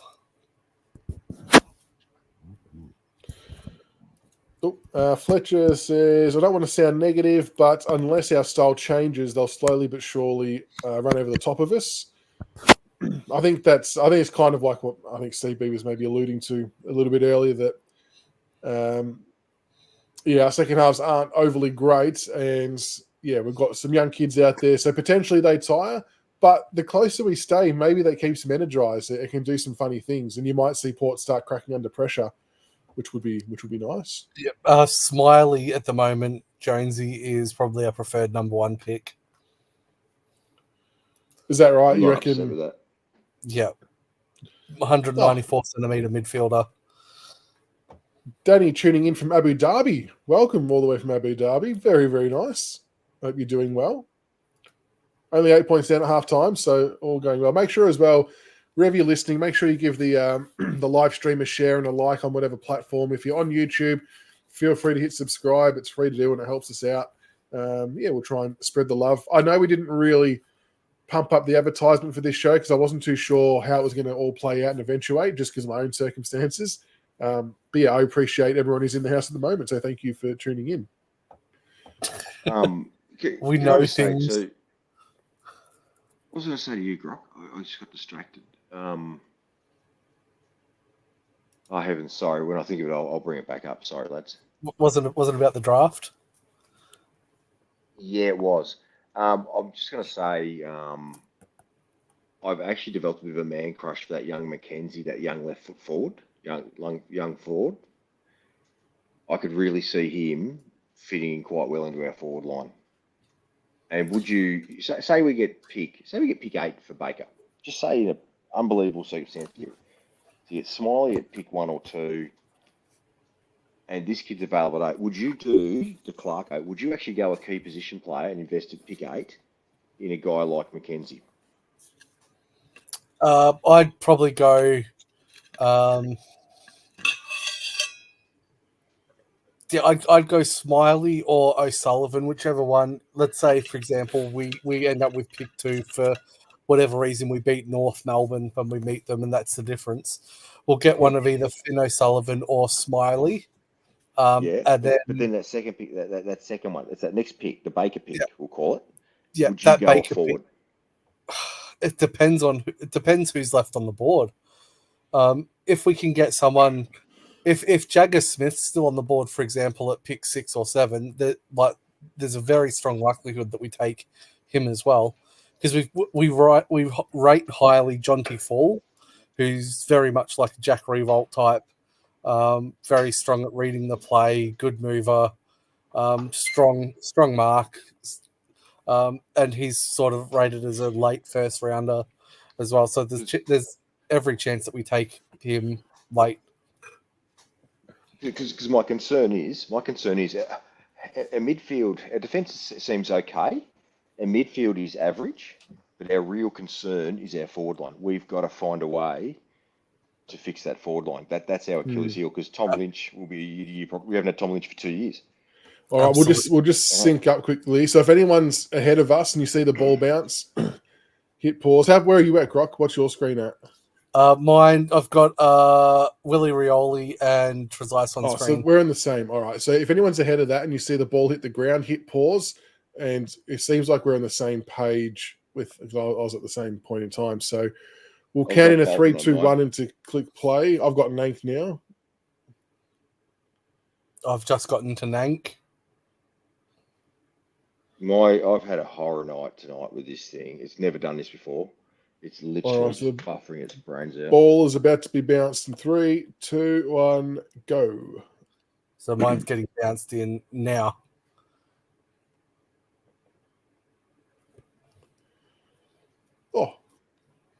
Oh. Good smother. No, he followed it up. It just wasn't kind to him, was it, that bounce? Oh, go. Didn't help him. Bit of candy.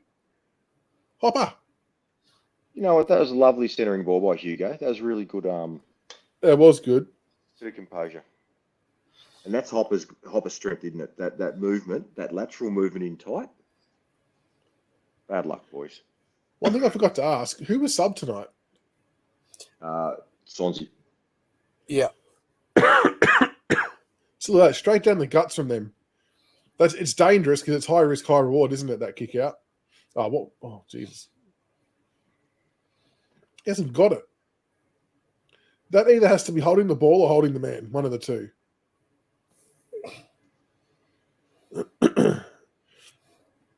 Aaron put in chat, I heard that Richmond have asked about Phillips from North Melbourne. Yeah, I think that did come up today, didn't it? Yeah, he was the one who did the... Oh, Jesus. Now they've just gone and fucking rolled one in. That hurts. That's not a good start.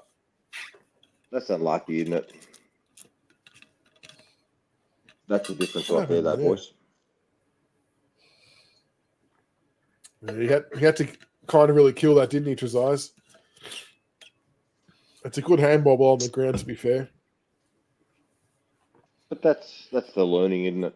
You know, we get it forward and we scrub it. You know, it's congested. Look how open theirs is. Bang to space. You know, then it becomes a bit more frustrating that we didn't capitalise on their missed kick down the middle for the kick out. They went down the guts, we turned it over, and then gave it straight back. First goal to Port, not a good start. He's caressed that nice, though. Hasn't overkicked it, hasn't he? He's just caressed that ball through. Yeah, and let the sort of, that's a massive throw. Yeah, just let the wet grass do its thing. Deliberate. No? Okay. Dan says, people that know Sonji say he's got a attitude and won't make it. Hope he can pull his head out of his ass, but he's proving them right as of late. Yeah, it's. I think he's a bit frustrated about being played out of position. I heard his attitude was better this year. I think that's probably that's a large reason why he's playing. Yeah, but this year I think he's been far different in his application and attitude, and even how he come back for pre-season.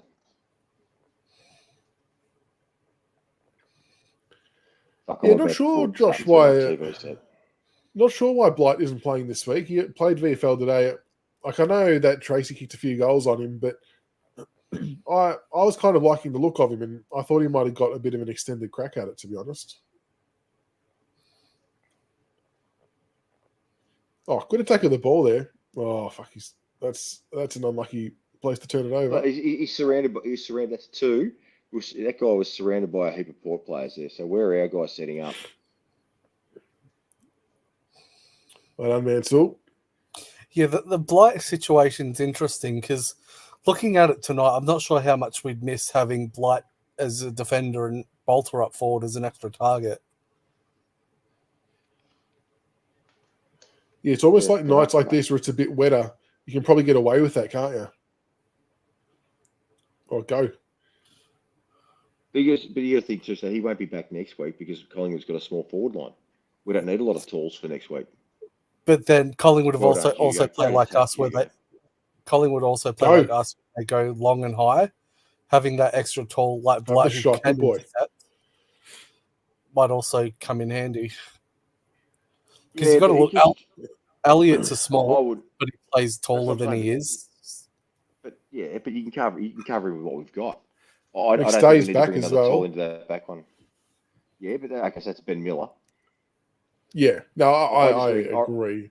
I reckon you could almost get away with bringing Vlosten in and move Boulder forward next week. You could almost cover him. Especially with no Myercheck, he's probably the other one that would have caused concern from a high perspective. Good goal, Bolton. Come on. Good reply. Let's go. Good lowering of the eyes there by Shorty as well. Yep. Rich O'Man says his brother told him we lost someone in the VFL to injury. Anyone got any reports there? Anyone know anything about an injury in the VFL? Well, some have sent a snack back with a broken nose. Oh, yeah, snack back with a broken nose. Good movement through the middle there. You can play with a busted nose, though. That's true. You got to think in the next 2 weeks, all things going equal, we should have about 5 blokes coming back in the next 2 weeks. Well, Raleigh Jr. must be due shortly. Yeah, he's Ross. Yeah, so Ross, Raleigh Jr., Pickett, Lynch, Martin. There's a heap. So right now I've got the injury list up. Lynch is listed as of this was Tuesday. Lynch was still 2 to 3 weeks away. Dusty was a test. Pickett was 1 to 2 weeks away. MJ was 1 week away. Ross was 2 to 3. Taranto was a week away. Okay, I'm gonna put a good intercept. Here we go. Bad luck, meatball. I'll say this. You know what? Do we just actually write Lynch's year off and don't even bother bringing him back and just say, get yourself right for pre-season, send him away, and don't even entertain his 2 to 3 weeks. Just say season done. Do we just do it? I wouldn't, only for the simple fact we saw what happened to Lynch this year after having a year off, and Gibcus as well. I think if he can get 2 or 3 games in, may as well do it. I don't know. Oh, it's bobbling around here. Get it out, lads. Oh, that's kicking in danger. Yeah, there. I know we don't see it happen often, but Jesus. Yeah, concussion protocol potentially for Oliver Hayes-Brown. What was the other questions in here? And James Racy made a good point as well that Kruger for Collingwood also got subbed off today, injured in the first quarter or second quarter. And my check might be looked at too. Yeah, but my check might be looked at too. He did a high fend and elbow to Maynard, yeah. Oh my god, yeah, Maynard did a Broad again. Holy shit, Broady, what is going on? He did his forearm into the face. Yep, and he's rubbing his jaw for ages. So he'll be looked at there. That was a shocking kick by Broad. You just got to. I do remember someone saying in one of the coaches' meetings that we saw as part of the player sponsorship during COVID that Adelaide Oval does trouble us with the width of the ground being a little bit different, and a lot of teams do kick the ball out on the full. But you just got to. Oh, Jesus Christ! You just got to adjust. Bloody Charlie! Oh, he slipped. But how do we have Hugo Ralston as one of our deepest defenders in a contest? But Boulder was there as well. Fuck, he pisses me off, Charlie. That was weak. Is it? Mate, when it had to do better there. Nowhere. In our premiership years, when we had the prelims, he was nowhere, mate. He's a flat track bully. We've just got to be able to look at that 4 versus 2, and we couldn't get a fist in there. I'm probably more disappointed at the 2 guys that were hanging off the pack there that didn't spoil. Was that Broaden Trezise or Broaden? Yeah, someone had to fly there and actually impact that contest. That's it's just strength. Yeah, it's positioning and strength. There's not much the defender can do there. You watch. It's 2 on 2. No, Bolter wise, but Trezise or Broad could have impacted that contest as a third. They're there. If that comes down to the ground, they're there to mop it up. So there's not much I can do there. That's footy. Oh, Hopper's out of fresh air.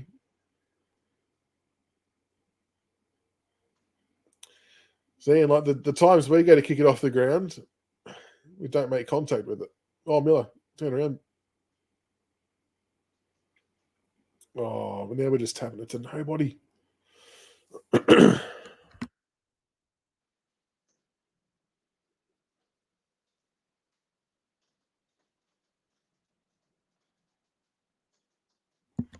Geez, that was lucky. Come on, Broad, make up for it. Oh, fuck, Hugo didn't even... I don't think Hugo thought he was going to get that. Good spoil, good spoil. This is where we hit trouble, though, isn't it? Because... Oh, no, we've gone inboard. Hello. That's nice. Go. Go! Open goal, surely. Make it count. Yes, great bit of play. Well done. How much difference does that make when you actually take that 45-degree kick into the middle instead of going down the line all the time? Opens it right up. That was good. So a question to the viewers then, right? Would you rather see us get done by 6 to 8 goals, right? Well done, Steely. Would you rather see us get done by 6 to 8 goals and actually take the game on and actually attempt different things like that, actually try and bite those kicks off, even though it's a high risk, high reward? Or would you rather see us play safe and just go down the line, down the line, down the line? 100%. What do you want to see? Every day of the week, I would rather see us try that kick more often than not. And if you fuck a couple up, then so be it. At least you're trying to actually take the game on, because I think we've already proven that if we go down the line, it's not working for us. Like, it really hinders our ability to score. Like, we're already last. We're not impacting finals this year. So actually try and get into the creating good habits of kicking into the middle of the ground to open the game up and make things more dangerous.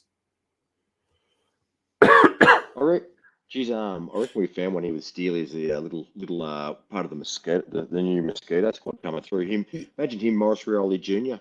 buzzing around next to him. and Mansell, yeah. And Seth. Cohen Banks, get rid of it. Yep. Seth, Mansell, yep. Well done. Great smother. Oh, unlucky. Uze mouth good footy. Is that right, Toby? I didn't see him say that. There you go. Yeah, take the game on. Oh, go Cappy, good smother. This is why he gets picked every week. I would not have people trying to shit can him being in the side. See, but Cappy, he took the kick on inside. I don't mind it. He tried to hit an inside 45 kick. Don't mind it. That was a shit hold.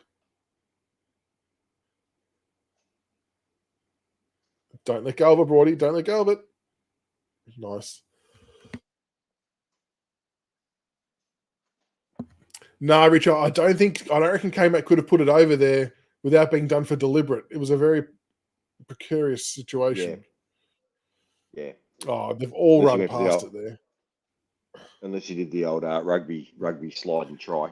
Get a try. Trip over his own feet. If we can somehow get the next one here, it'll start to make things a bit more interesting again. There we go, straight to the pocket. Fuck, honestly. Switch it. See, why don't every other team in the AFL, oh my God, this is the second time we've gone to a pocket and kicked it out in the fucking full. Honestly, get better at the kick out. This is getting ridiculous. Every other team in the competition, when Caleb Smith has that ball there, every other team has another defender floating back across the goal square for a switch out the other side to move it up the other wing, except for us. It is just ridiculous. Bakes just does the old problem solver. Get it out. Here we go. At the back. At the back, Mansell, he's got the pace on Ratatoga. Bends one around the body. This could bounce through. Mansell! Oh, what a goal! What a great goal by Mansell. Created something out of nothing there. Worked Ratatoga under the ball. Beat him for pace and then dribbled one through. Very, very good. Mansell's having a blinder. 3 for Nigel. Good little sidestep. That's a great kick. He's actually moved, so he's actually running towards the boundary line and then bent it in. That's Dusty-like. That's very good. Yeah, Nick, Ratatoga, it's a bit of a throwback to Tiggs, who famously coined Ratatoga in a live call once, accidentally. And it's just stuck. We couldn't say his name. To be honest, we couldn't say his name right, so we just guessed. We just went from there.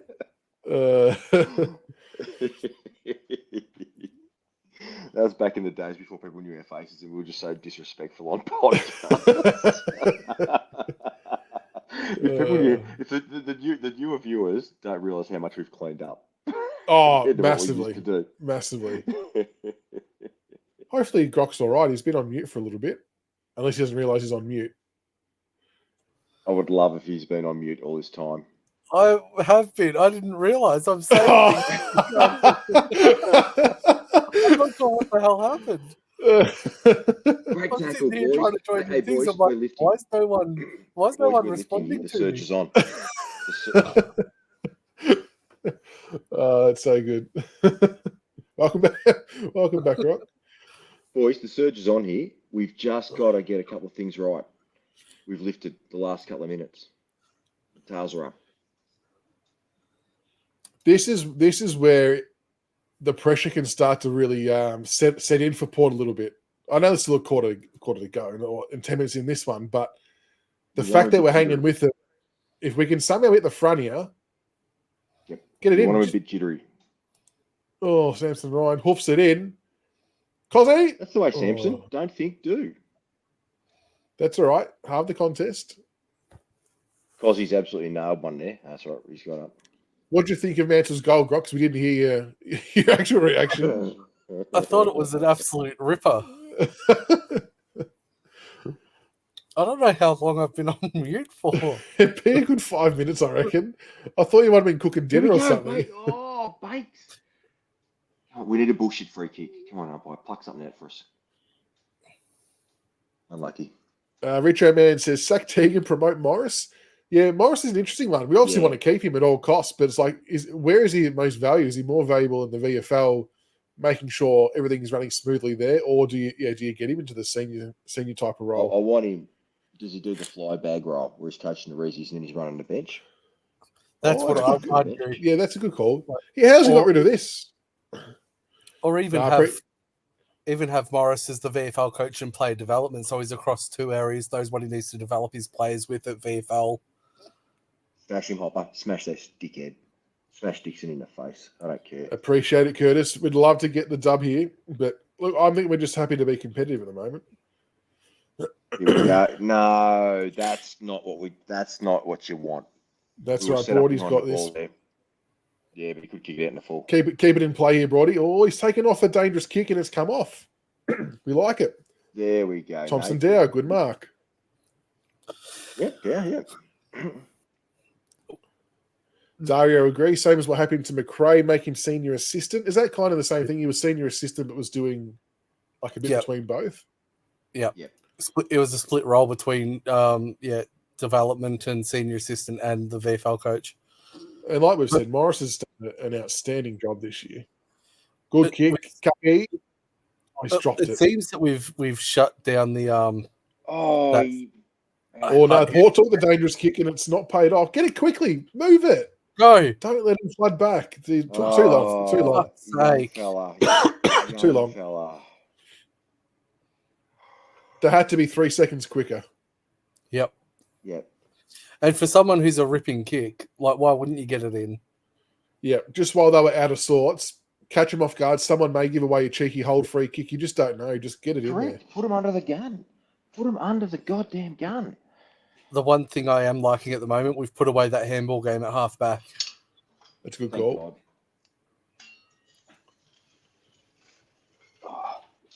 That might Got to be have boys. this. Bolter.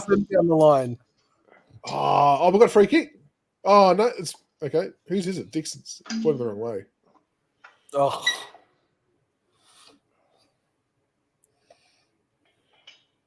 That's a really annoying free kick to give away. It's probably quite needless too. Georgiades. He's played on twice. Yep. The second one especially was off to the side. The second one especially. fucking call it. Wow. You call our players play on before we even step off. Yep. The first one I'm probably more okay with. The second one was clearly off to the side. 8 minutes and 4 seconds left in the third quarter. Georgiades, watch him kick this bullshit goal again. You're a little bit stirred up tonight, Michaels. I like it. Oh, he's fucking done it too. He's drained it. That's bullshit. Unbelievable. That is so annoying. Our players get called play on when they're walking back on the mark, and these players can step off 2 or 3 steps and not get called. Yeah, the amount of the quick play-ons we get. It was good transition from Port.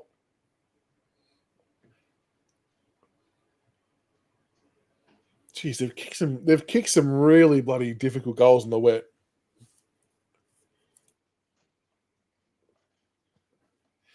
All right, 7 minutes 46.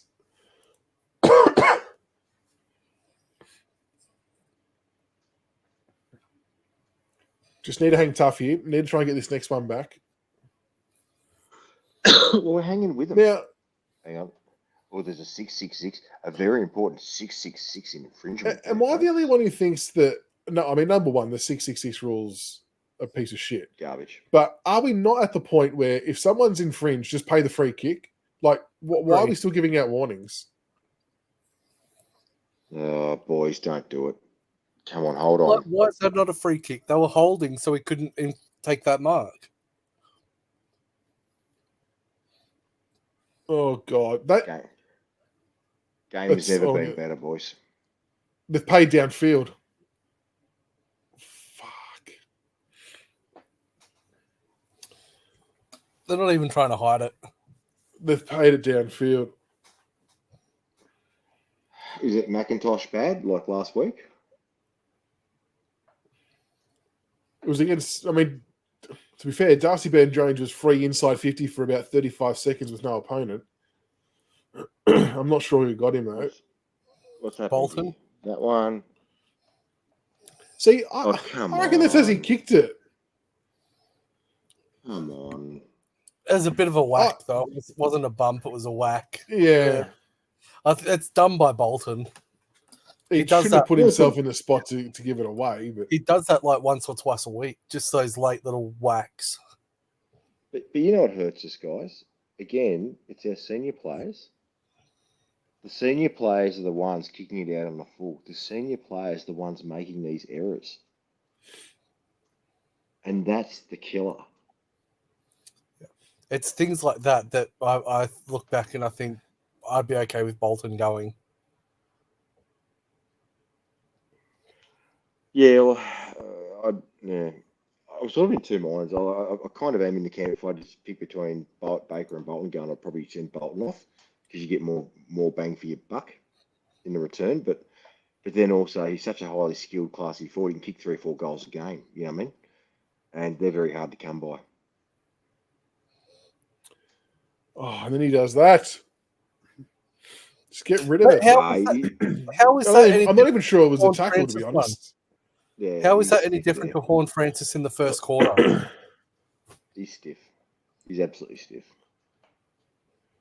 Bulldogs are also winning 34-55 up against the Cats. Too quick holding the ball. Lee says Bolton needs to lift his output. He's on a lot of money for little return. Good spoil, Hugo. Yeah, Port Draft just all of a capital's sudden good. they've gone up a gear.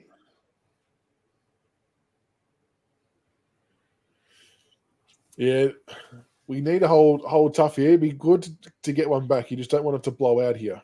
Port have definitely been pressing this last 5 or so minutes. Oh, God. Bowling around. Be careful, rushing. What do you reckon? Yep. Short into the pocket? He won't even. $1. They won't It's even $1. look to the left. on sports bet. Yeah, we're going to look to the right. We're not even looking to the left. Apparently, we only played. Here we go. Demioli. Oh, well, he's gone to the right, but he's just bypassed the pocket kick. No, Jonathan, what's the go with GMHBA's ground? Is it cooked, is it? I haven't seen it. What's the go?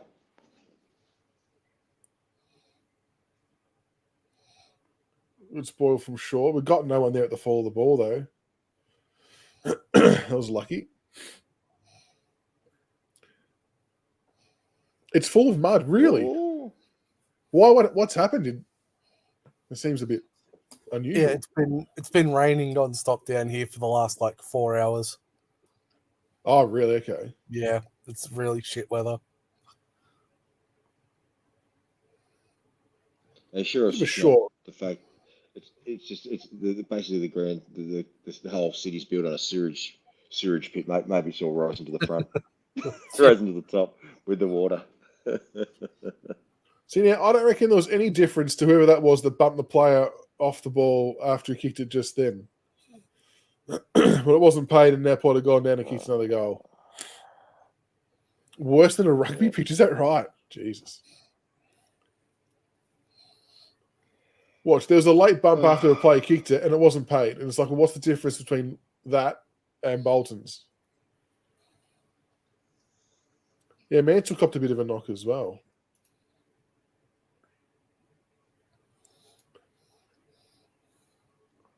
So Supercoach wise, Mansell's on 67. Butters Supercoach is 38. That's rubbish. 38. That is not helping me in the slightest.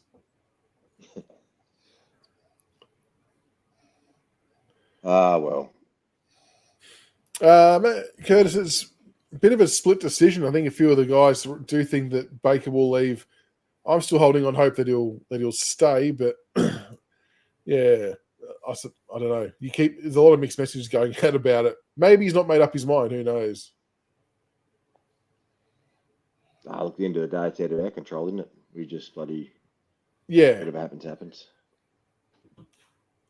So this will be interesting to see how we respond here. It's out the 20 points now, And will we show a bit of grit to to dig in and try and pick it back? Look at our entries in the forward line. Like, yeah, the big guys have got no chance as well. Like, we just don't deliver it well to our big guys. We're struggling to get it out of D50. Why not put Baker back there who can run it out? Oh, good kick press to you. Oh, they must have called play on. Snap around the body. Who was that? Is that Dan Rioli? What a goal. Great goal, Dan. Well done. He's hit that Under up, pressure as well. That's a great two goals kick. from a halfback flanker. Got to keep him. Oh. We cannot let him go.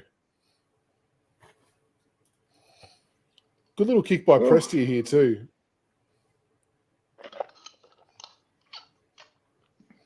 Great goal. I reckon I'll keep Prestia for another year. I thought he was going to retire, but I don't know, Grok. I think Uze might be keen to keep him for another year. Thoughts? I think it'll be 50-50. I think if he stays, it'll be on the proviso that he won't play every game. There'll be games where he may start as sub, may not play interstate games, that sort of thing. Because if it comes down to playing Prestia or getting games into McCullough, for example, I know which one's going to be best for us long term. Poor old Tobes is having a mare tonight. He cannot get into this game to save his life. Yep. This is where Ryan we should be putting Ryan in to see what he can do. Yeah, because he's actually taller.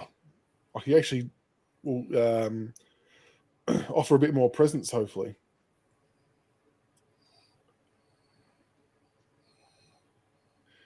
Question from Daniel. Any rumours on new assistant coaches coming and clean out?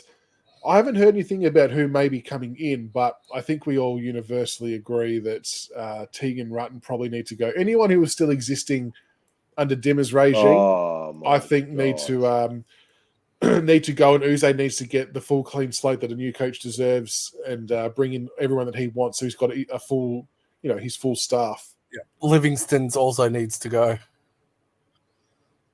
Who would replace him on the holding the ball for Jaden Short there?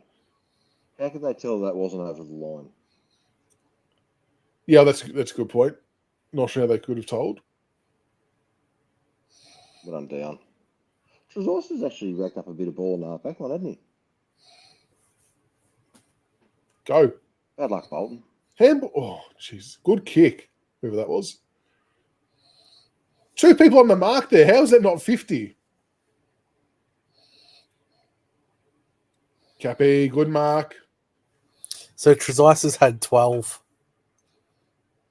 Yeah, he's done some really. He's been quite good with his decision making, and I'm back in here for the ball blokes, Cappy. Come on.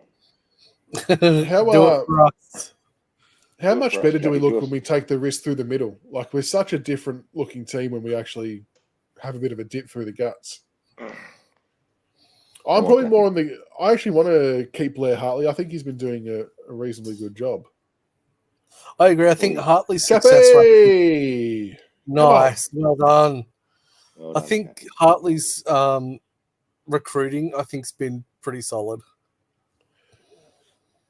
I'm more thinking that the changes need to come from a game day perspective. So, like, in the coach's box with Teague and Rutten in particular. The actual football department. Yeah. Not recruiting. I haven't heard any updates on the CEO front, Jones. Anyone heard anything there? CEO update? No. It's kind of been eerily quiet from the club on that front as well, to be honest. Get Peggy back. Yeah. Like I said, it's interesting, the conversations around Simon Matthews, isn't it? The varying things you hear. Yeah. So yeah, they don't like him, do they? Like I said, it's interesting the different things you hear. So I'm not sure. I agree, Kano, that Kano's underrated. It's not a boys' club appointment. We actually need to get this right. Yeah, Richo, man, I've heard that there's going to be a massive, massive overhaul of the fitness and rehabilitation department at the end of the year. Megan is likely gone.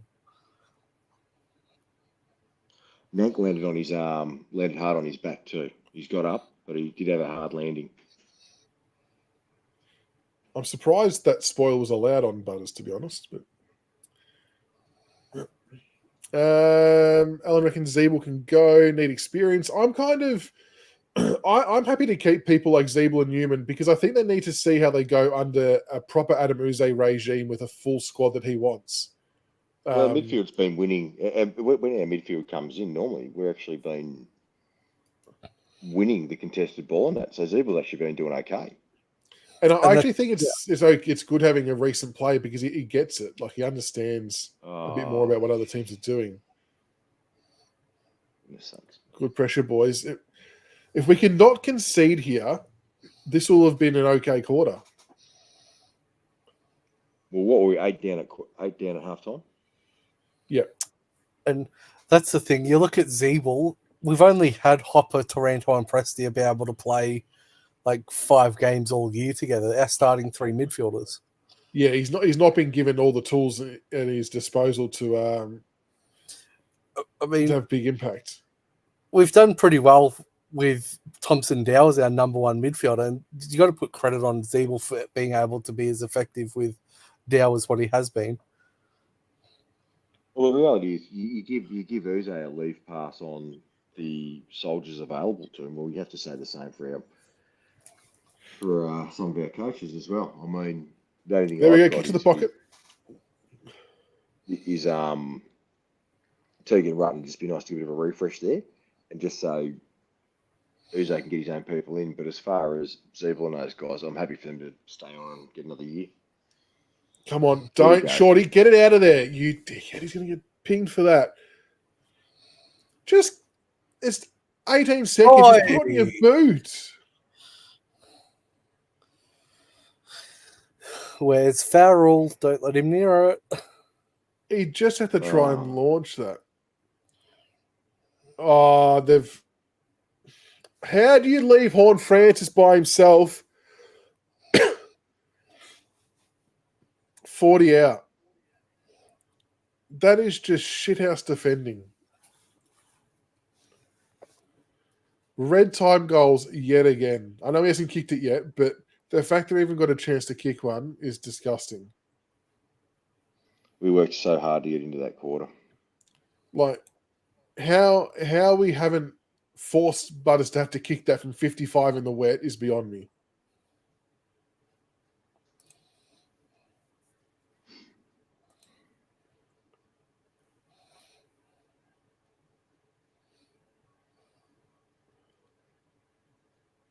He's missed. Oof, let off the hook there. Thank God for that. That was just a cluster of errors there. Shorty had to just get that out of there, and the fact that manning up was horrible. Well, folks, Dill, welcome back. Boys are back soon. Yeah, well, Curtis, you think you can beat him? I hope so. It goes without saying, we need the first of the last quarter. What do the stats say, Gronk? So stats-wise, Rioli has 25, Hopper 22, Prestia 22. Tackles, Baker has 4, Hopper has 4, Miller and Rioli all have 4. Clearances, we have Banks, Hopper and Nank and Prestia with 4. But again, you've got Drew, who's had 8, Rosie at 6, Horn Francis and Wines with 4. Again, tallying us up there. Disposal efficiency, we're equal, 68.6 apiece. We're actually got a higher shot at goal accuracy percentage. That's gone up. We're now there, and Port Adelaide are now in front with free kicks. Hit outs. Oh, right. Yep, they're dominating. 30 to 38. Clearances 37 to 28. Port's way. Centre clearances again. We addressed that at halftime. That's massively swung Port's way again. 17 to 9. That's where they're getting on top. Yep. Marks 64 to 53, 10 to 6 inside, 9 to 5 contested marks. Tackles, Port have lifted 54 tackles to 37 and 13 tackles to 4 inside 50. So they're working harder and locking us in. That's always a key stat, isn't it? The tackles inside 50. 100%. Well, we've got a lot to do in the last quarter. To be fair, I think we've played one of the better games of the year that we've had so far. Like, it's no coincidence that the times we've decided to bite off a little bit more with that kick inside the corridor, we've ultimately scored almost every time we've done it, because most of Port's players are lined up down one side of the ground because we keep playing down the line. So when we do take the risky kick, it's paying off. So I wouldn't mind seeing a little bit more of that, please. Absolutely. And despite third quarters being our worst quarters by far this year, we only lost that one by 2 points. That's good. That might give them some confidence heading into the last quarter. They've managed to hang tough up until this stage. 5 goals 4 to 5 goals 2. Fletcher, on the kickouts, there is zero effort to provide an option on the other side. It's so predictable. 100%, Fletcher, 100%. I would say that 95% of our kickouts are a short kick into the right-hand pocket and then a kick down the line, or the player plays onto the right side and kicks down the line anyway. It's ultra predictable, and it's getting quite frustrating, to be honest. I mean, why wouldn't there? Let's say, for example, if we're going to have everyone shift to the right-hand side, why not have someone like Bolton and Ralph Smith stay in the middle, then kick out to the left in space? And let the spaces. I was thinking the exact same thing. If you get everyone else on one side, get the speed on the other side. Why not? Can't be any worse.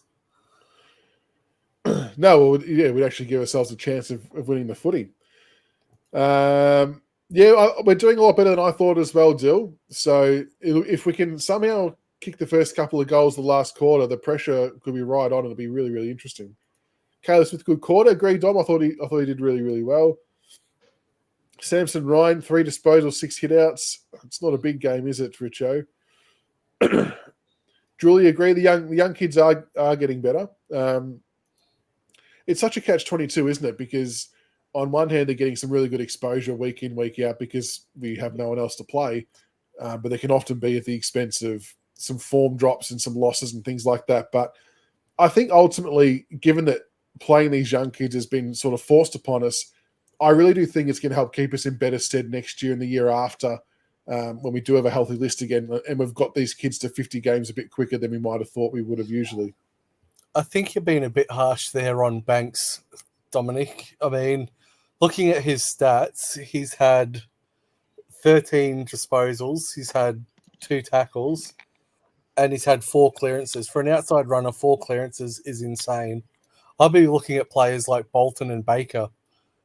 The younger players are doing their job. They're being let down by the older, more experienced players. But Bolton himself's only had 15. Andrew, thoughts on us being interested in Will Phillips from North Melbourne, former number 3 pick? I don't mind it because, I mean, I've truthfully only seen one game of his this year, and that was when he tagged Dacos.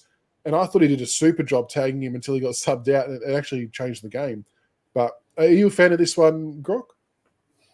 What's that one? Of the Will Phillips linking from North Melbourne? Yeah, if we can get him for a second rounder, which North will definitely not want to give up, give up Phillips for. Yeah, I definitely. Cough, Jaden Shaw. Yeah, I'd definitely. Yeah, I'd even go short in like a third rounder for Phillips. Yeah. Like, I know North into short. They want a ball distributor from half back. Yeah, if we can get Phillips in relatively cheaply, I'd be against it. I mean, I believe he was a top 3 or 4 pick in the draft. He was number 3. Yeah, like, surely you can't have enough talent. But then again, Paddy Dow was picked number 3 in a draft. So I suppose it doesn't matter. Apparently, Nane Curvis is down in the rooms as well with a doctor. Yeah, he landed heavily on his back. Oh, and apparently on the live ladder, we're above North on percentage. Okay, game started. Got Got to fix that shit up, boys. There we go, Get straight that to the percentage pocket down. again. And Daniel, you're bang on, mate. With the young kids, there's going to be inconsistencies with them. It's just part of how it works, isn't it? Really. And you're right. It's the senior blokes that we want to step up. And as we mentioned before, you've got someone like Broad kicking it out in the full a couple of times. Baker's had a bit of a quiet month. Bolton's given away some silly things. So you're right. They're the guys we sort of need to look to get more output from, and the young kids will hopefully, then follow. Nate was one who was subbed. Okay, there we go. Lob watch. Just Lob watch. We've got 16 touches at 91%, 6 marks, 4 tackles at 3/4 time. That's not good if Nank's going into the Collingwood game. Jason's asking where's Kane McCall. Good question. I don't know whether. Yeah, I don't know. I actually thought he might have. That's a push, surely. No. Okay. Wow. Bullshit.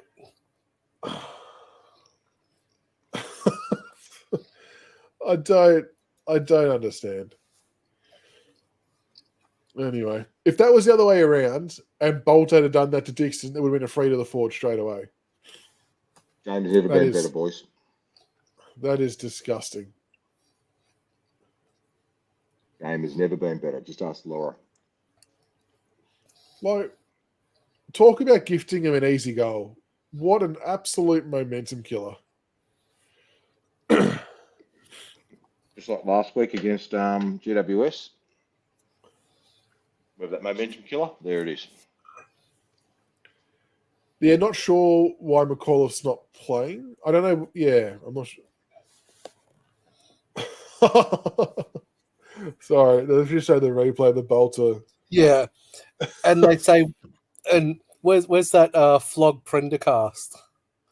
The non-calls don't hurt. Bullshit, they don't hurt. No, that is disgusting. That didn't change momentum in the game at all, boys. McAuliffe injured. That is a disgusting missed call. Right in front of him, too. Looks like Nark was on for power as well. Oh, shit, there he is. Right on cue. Misses, thank God for that. Okay, so McAuliffe's crook. Ollie Lord subbed off for power. No worries, Kano. Thanks for dropping by, buddy. I hope you're doing well. We'll speak to you soon. There we go, to the pocket. But why can't we have someone 35 metres to Bolter's left across the face of goal for a switch and actually change the angle? That's the frustrating part, is every other team, that's like Luke Ryan for Fremantle, for example, will always set up across the other side of the ground. We haven't marked that kick the whole game. We haven't been able to execute a passage of play from that the whole game. Well, we're 2-1 down. Like they've marked 2 of them, and the rest have all been stoppages. How's that not dropping the ball?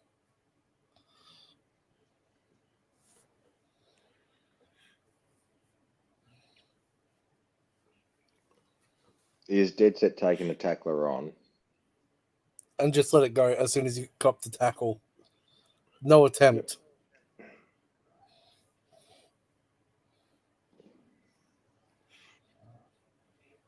Oh, it's a decent handball. Oh, shit. Good. Oh, Sonsy's just let go at the wrong time. Got to spoil that. Got to spoil. Jesus, Willie Rioli's gone for mark of the decade.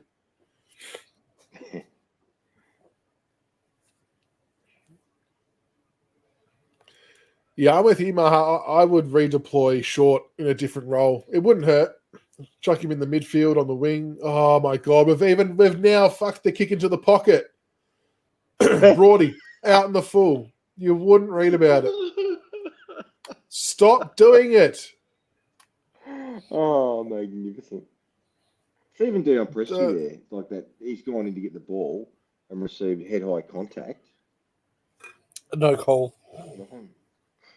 No call. I cannot believe we've gone to this same pocket 98% of kickouts. Next game we play against Collingwood, I'm going to do a pocket counter. I'm just going to count how many times we've gone to the pocket. What you need to do, not just... Oh, here we go. Slide. They're gone with the Grock and Michaels play. Hugo and Bolton out there. Look at this. We've called this. Oh, I didn't come off though. What we need to do? But at least we killed it. You need to count the times. It actually gets marked or it goes to our advantage. That's the real telltale sign. Is the secondary thing how often does it go to our advantage? But there you go. We've actually got it to a win, doing something different. 100% Dario. This is that kicking to the pocket shit is all by instruction, and I can't make sense of it.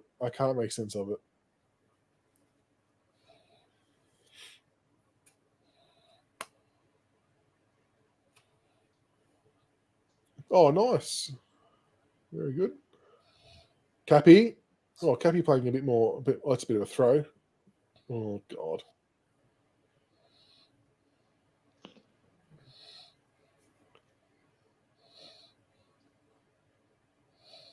Get there. No. I thought it might have hung up in the air a little bit longer. See, they're breaking. We don't.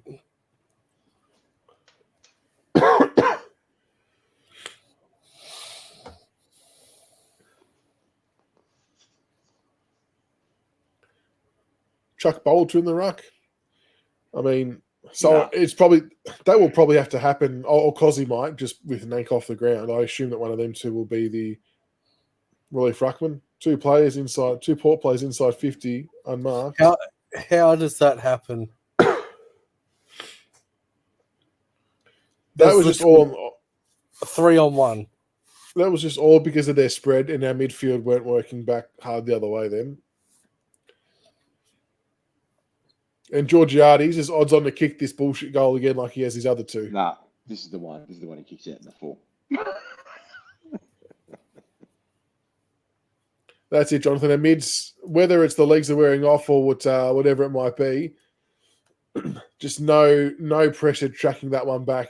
And you can't give them loose plays inside 50 like that. But I think that's our problem. He's missed the easiest one. He's missed the easiest one. No worries, Lee. Thank you so much for stopping by. Much appreciated. I just think, look, this is the result of young legs not being able to go the full 4 quarters. This is always the danger. We can punch for a few quarters. We can't punch the whole 4. We can't punch on the whole distance. Down the middle, down the middle, down the middle, down the middle, go.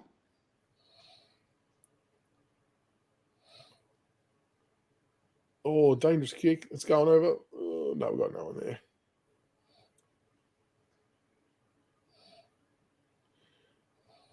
Porter just got good spread of numbers on the counter attack. Yeah. A few people pointing out the boys look gas. Like even then, like their ability to go lateral to open up space. They just run harder to provide options. He dragged it in. Bulldogs still doing a number on the Cats, up 70-46. Yeah, I tipped Geelong this week in my tips too. Well done. Reverse Moz, I like it. Well, I've got to say all the results have gone our way today. As far as Geelong lost, Collingwood lost, Essendon lost last night. It's been pretty good. Carlton Who's Carlton got tomorrow? Yeah, who have they got? Yeah, they've probably got a Samson Ryan's going to get pinged for that. Yep, there we go.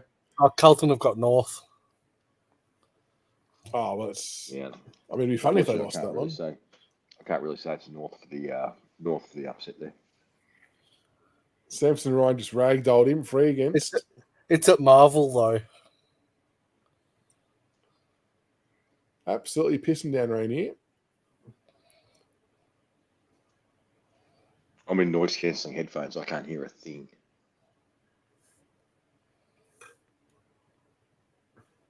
I just hope we don't give up some junk time and it blows out to a 40-point loss. Agree. You want to keep it respectable because I think they've earned for it to be respectable. Oh, fuck, he's only dribbled it around Miller. Changes as a caller on Finey's show call through saying Scott needs to go. I agree, Josh. I think we've made Port a little bit nervous here. maybe not so much right this very second, but in the lead up to this last quarter.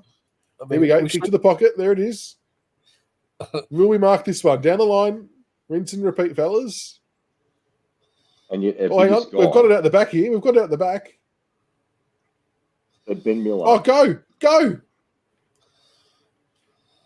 Took his legs out. Go Steely. Oh, That's got to be a free kick.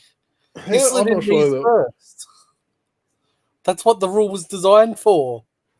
That's exactly right. Look at that. And then it's going to go. They've gone out the other way, down the other end. Bolt is being held. Any danger? No, Good handball, Prestia. Defenders, apparently. Well done, Dan Rioli. Jesus Christ, he actually gets physically ripped off the ball, Bolter. It's remarkable. Yeah, I know. And he even had to stick out a leg to try and reach it. Game's never been better, boys. Just talk to Laura. She'll tell you. Yeah, the game's never been better for the opposition. Oh, Hugo just could not get there in time. Yeah, I hope we don't go the whole quarter without a shot, Richo. That'd be a disaster. We almost had one with the set play from the kick out. I mean, yeah, you can just tell that our heads are dropped now. They're not even paying us the blatantly obvious free kicks.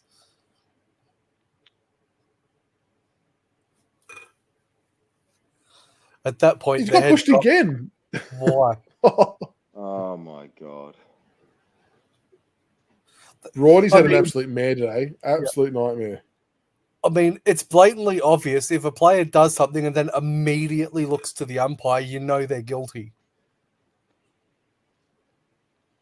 It's a dead giveaway.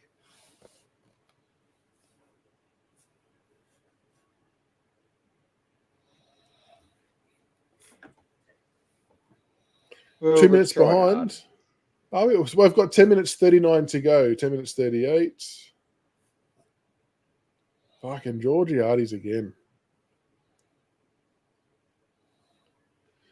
Yeah, Broad having a bit of a stinker. See, it's those non-calls. As CB said, though, we don't want this to blow out, though. We need to try and keep this a little bit closer.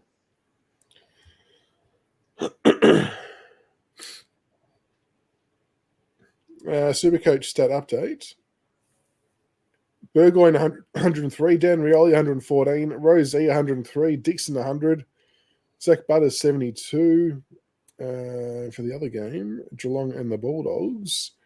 Ed Richards 131, Tom Stewart 109, Tim English 125, Trelaw 122, Rory Lobb 113, The Bont 105, Zach Guthrie 89, and Manor 83 is second, third best for the Cats. Because he's in the ruck now. Okay, so he's doing the part-time rucking. They're just that half a step ahead of us every time.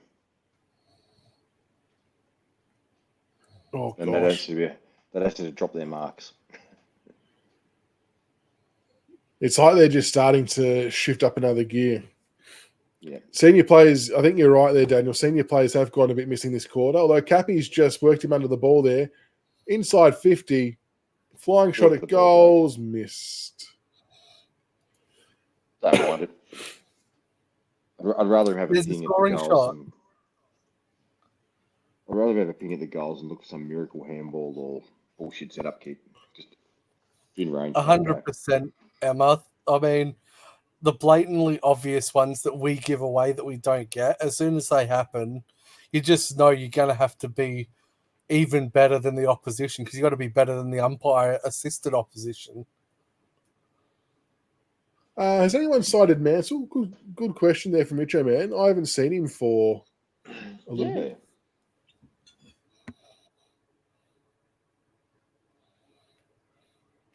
Oh, he's right there next to the umpire. All right, he's out there. Probably we can't get it forward. Got to have the contest.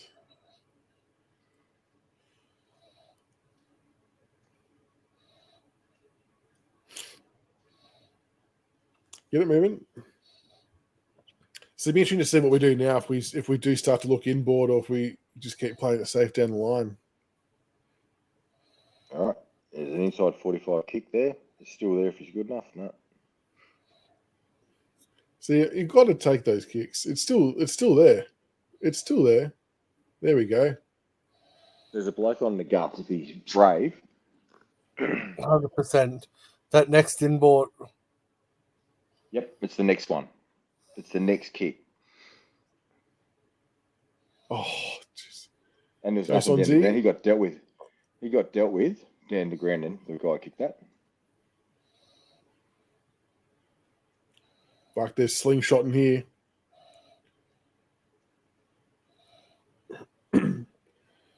Get him, Bolter. Well done. That's all right. 100% correct, Adam. Even when we point it out, we don't get it. Eric says it was 3 years too long for Samson in terms of the contract. I don't know. It's showing a good bit of faith, isn't it? I mean, I can understand what you mean, though, that you'd like to see, I suppose, a bit more output. Has he fully filled out into his body, though? I'm not too sure. I'm not sure. Okay. It's just like Rioli didn't. He just his brain disconnected there for a second and forgot what he was meant to do. So Port Adelaide now leading the free kick out 12-9 when we were up 5-3.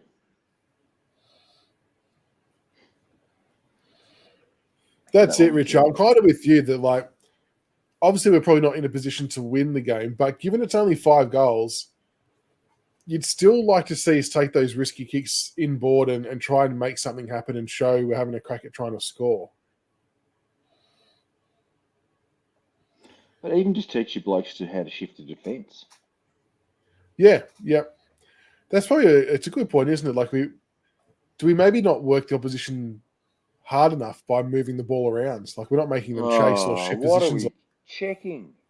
It's a fucking point. Behind just to see if it didn't touch the post. Oh, which we can't tell shit from here. Mate, it was so clear that it was a point. And now everything's set up. So I guess we're going for this next kick, boys. That doesn't tell us anything either. Oh my God, it's nowhere near it. It's Why didn't they show that angle first? Is he trying to work out whether the defender punched the ball into the post and the defender was over the line at the time? Is that what they're trying to say? Yeah. And now Dogs up. we've lost any chance of moving the ball quickly. Oh, here we go. Oh, we've got it on the other side. Bit of a party trick. Hey, look at that. We marked it. We go out the other side and we take a mark. Yeah. We've done it. Who would have thought? Who would have thought? Drag Miller. Kicked that side 3 times. We've already taken more marks there than We're onto something. Look at that. 2 kicks and we're at the half forward. Who'd have thunk it? I'll be dragging. Fuck that, though. Jesus. Oh, that slip. But still, yeah, Jesus. 2 kicks and we went coast to coast.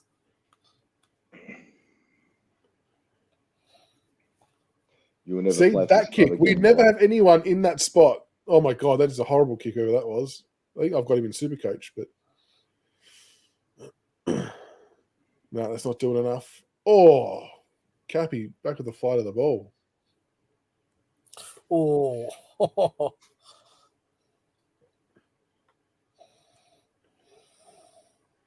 Yeah, Portland going to just look to slow this down now. We should look to lock it in. Try and get a score off it. Good spoil, Samson. Oh, we can't even hit our handballs. Nice. We're overpossessing. Oh, fuck. Out in the full. Oh, Steely. I like Campbell. We're back to.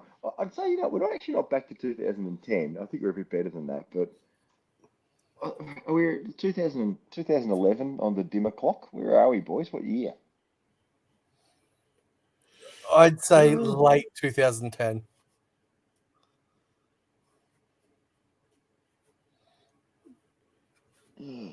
Oh, Broad is an absolute nightmare of a game. Nightmare. He was in trouble. He was always in trouble there. He was always outbodied. He was in the wrong spot. I mean, shouldn't have been outbodied by Willie Rioli, though. Absolutely. If this doesn't result in Broad getting dropped for blight next week, surely it shows that they're playing favourites. That was bad. And I think the young kids tonight have actually shown quite a bit, and I think they've been relatively okay. Again, it's just been our experienced guys that have seemingly fallen off the boil a bit and kind of let the team down in a lot of aspects.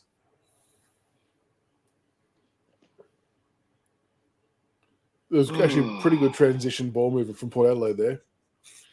But he's caught out the back. He was always in trouble, Broad. He had, as a defender, he had no chance. Willie Rioli's love to see perfect forward craft. Puts the body on him, keeps him under the ball, easy money, protects the ball space. How much difference does Vlosten make there? It's a good point. That's what I was about to say. Can't underestimate how much Vlosten improves our back line. He's very unlucky not to have been All-Australian at some point, Nick Vlosten. No, I disagree, Jonesy. We're nowhere near 2016. At 2016, we came off 3 final series. Yeah, no. Oh, God, we're back in. Oh, get out of there. Good. I haven't noticed Jacob Hopper much the second half.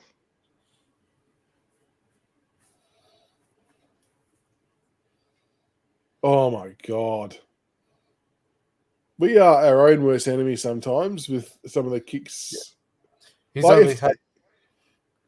If that kick had been an inside kick, you'd almost be like, yeah, you know what? At least you're trying to take the game on. But the fact it was a safe kick down the line and we still missed the target. Yeah, but we telegraphed it. He stood there, rather than move it quickly like Hawthorn do, he stood there for 3 seconds and gave the defender time to cut it off. Yeah, that stop, prop, scan, then kick. Oh, no. Charlie Dixon, he's just managed to pluck one between Bolter and Ryan. That's horrible to allow that. Most legitimate mark he's taken tonight. It is. Jeez, we've made him look like Wayne Carey tonight, haven't we? 9 games so far, we've conceded 100 points plus, says Jonathan. Well, George Yardy's kicks look like Wayne Carey as well, kicking 4, whatever he's on. Carey and McKernan, they're back. Yeah. Oh, getting ugly now. That should never happen. That mark should never happen. That should be a goal. I appreciate that, Josh. Look, I know the result isn't going our way tonight, folks, but I appreciate everyone tuning in. Hopefully, it's been a little bit more enjoyable listening to it this way than with the normal commentary, because the normal commentary sometimes leaves a little bit to be desired. So hopefully, it's been somewhat entertaining all the time. Yes. Hang on, you just get the feeling if Richmond kick the next 2, yeah, might be a chance. Yep. Could be the fire starter. Who's the barometer? We need a barometer. Where's our barometer? Bolton's probably our barometer. Now, if anyone needs a Netflix series to watch, what's it called? Breakout or Breaking Out or some shit? I don't know. Anyway, it's about a prison in America, and they decide that their rules for this particular block are they're locked in their cells for 23 hours of the day and let out for 1. So it gets a bit stir crazy. But then the sheriff had noticed in a few other countries they sort of leave the doors open a bit more. So they did a 6-week experiment, opening up all the doors and letting them, no guards, open all the doors and see if they can act as a community. Quite interesting. Hey, CB, do you want to hear something absolutely disgusting? Yeah, go for it. Oh no, don't Grok, don't. I know where you're going. Don't. Speaking of TV, Michael's had the chance to start The Boys. What do you think he watched with his missus instead? Yeah, what's that? He had a chance to what? watch? Was that 54? Yeah, he had a chance to watch The Boys. What do you think he watched with his missus instead? I'm dreading this next part, but go on. X on the Beach, a reality series, or Love Island, one of the two. Oh, so for the record, X on the Beach is pretty awesome. However, The Boys I've is where I've been trying to push The Boys for a while, but it hasn't been on the list. Mrs. Wife just the won't put it last on. the last two episodes of season 4 were just off the charts good. The way Yeah, they finished What was the that a last free season kick for? was just Drag. I could have That sworn last Banks 15 minutes on of the ball there. we've just been torched this second half of the ups. Yeah, I mean, it was 5-3 at half time. Our way. It is now. Where are we? 13-9. So it's 10-4 in the second half. That Feels doesn't like include it. the non-calls. It actually feels like it. Well, we definitely hung tough for at least 3.5 quarters, and despite it being a loss, I do think that it's probably been a vast improvement in terms of keeping ourselves in the game for a lot longer than we have previous weeks. Would that be a fair assessment? Yeah, absolutely. The pleasing thing for me was the third quarter. We didn't actually get blown away. Because that's the thing, you're right, guy. Like, it's typically happened a quarter earlier, and then we've just shit the bed, but we actually almost hit the front again. So to show a little bit of resolve there has been quite nice. Come on, Cappy. Oh, Cappy. Nice. Good kick. So we'll have I appreciate that 300. So we'll have what? Next week we'll have what's his face? We'll have Prestia. No, sorry, we'll have Taranto. Taranto Vlosten should be back. Taranto and Vlosten should be the two back in. You would think, And but Nankervis is a worry. Maybe Dusty. I reckon MJ comes in too. Maybe for Campbell. I reckon maybe Bow comes in. Yeah, it's a good shout. Has Tiggs been on Twitter? I'm not too sure, Toby. I know when he watches the games, he does try and post a couple of bits and pieces, but he's probably not as active on socials while the game's on, just while he's going through the recovery stuff. Kids have been good. I agree, Daniel. Richo Man says MRJ and Pickett for next week. No worries, Adam. Thank you for the entertainment. Our absolute pleasure. We hope you've all enjoyed it with 58 seconds to go. It's always, it can be a bit difficult doing. Noah Bolter's just attempted a 50-metre switch kick. I don't mind it. Come on, just someone pick a fight. Pick a fight. Someone just pick a fight. Good game, Dill. Power too good tonight. Well done, mate. Mick, you reckon we're worse than our mid-80s? I wasn't around to see that, so I can't really say if that's accurate or not. But look, the kids are doing okay. The experienced guys are the ones I'm probably most worried about. And our bloody kick-out routine shithouse. So last 29 seconds. Thanks again to everyone for tuning in tonight. Yeah. If someone is saying this is worse than the 80s, I was there. Oh, my God. And I tell you now, no, we were far worse. When we had guys like Andy Goodwin, the Ryans, Terry Keys was a key forward, all those blokes. We were just, Mark McQueen was a key forward. No. That was a horrible kick by Bolter just then. He literally passed it to Quinton Narkle. Well, it's pretty much. Narkle is still training with us. Yeah, that's right. Probably he's roosted that. Last quarter.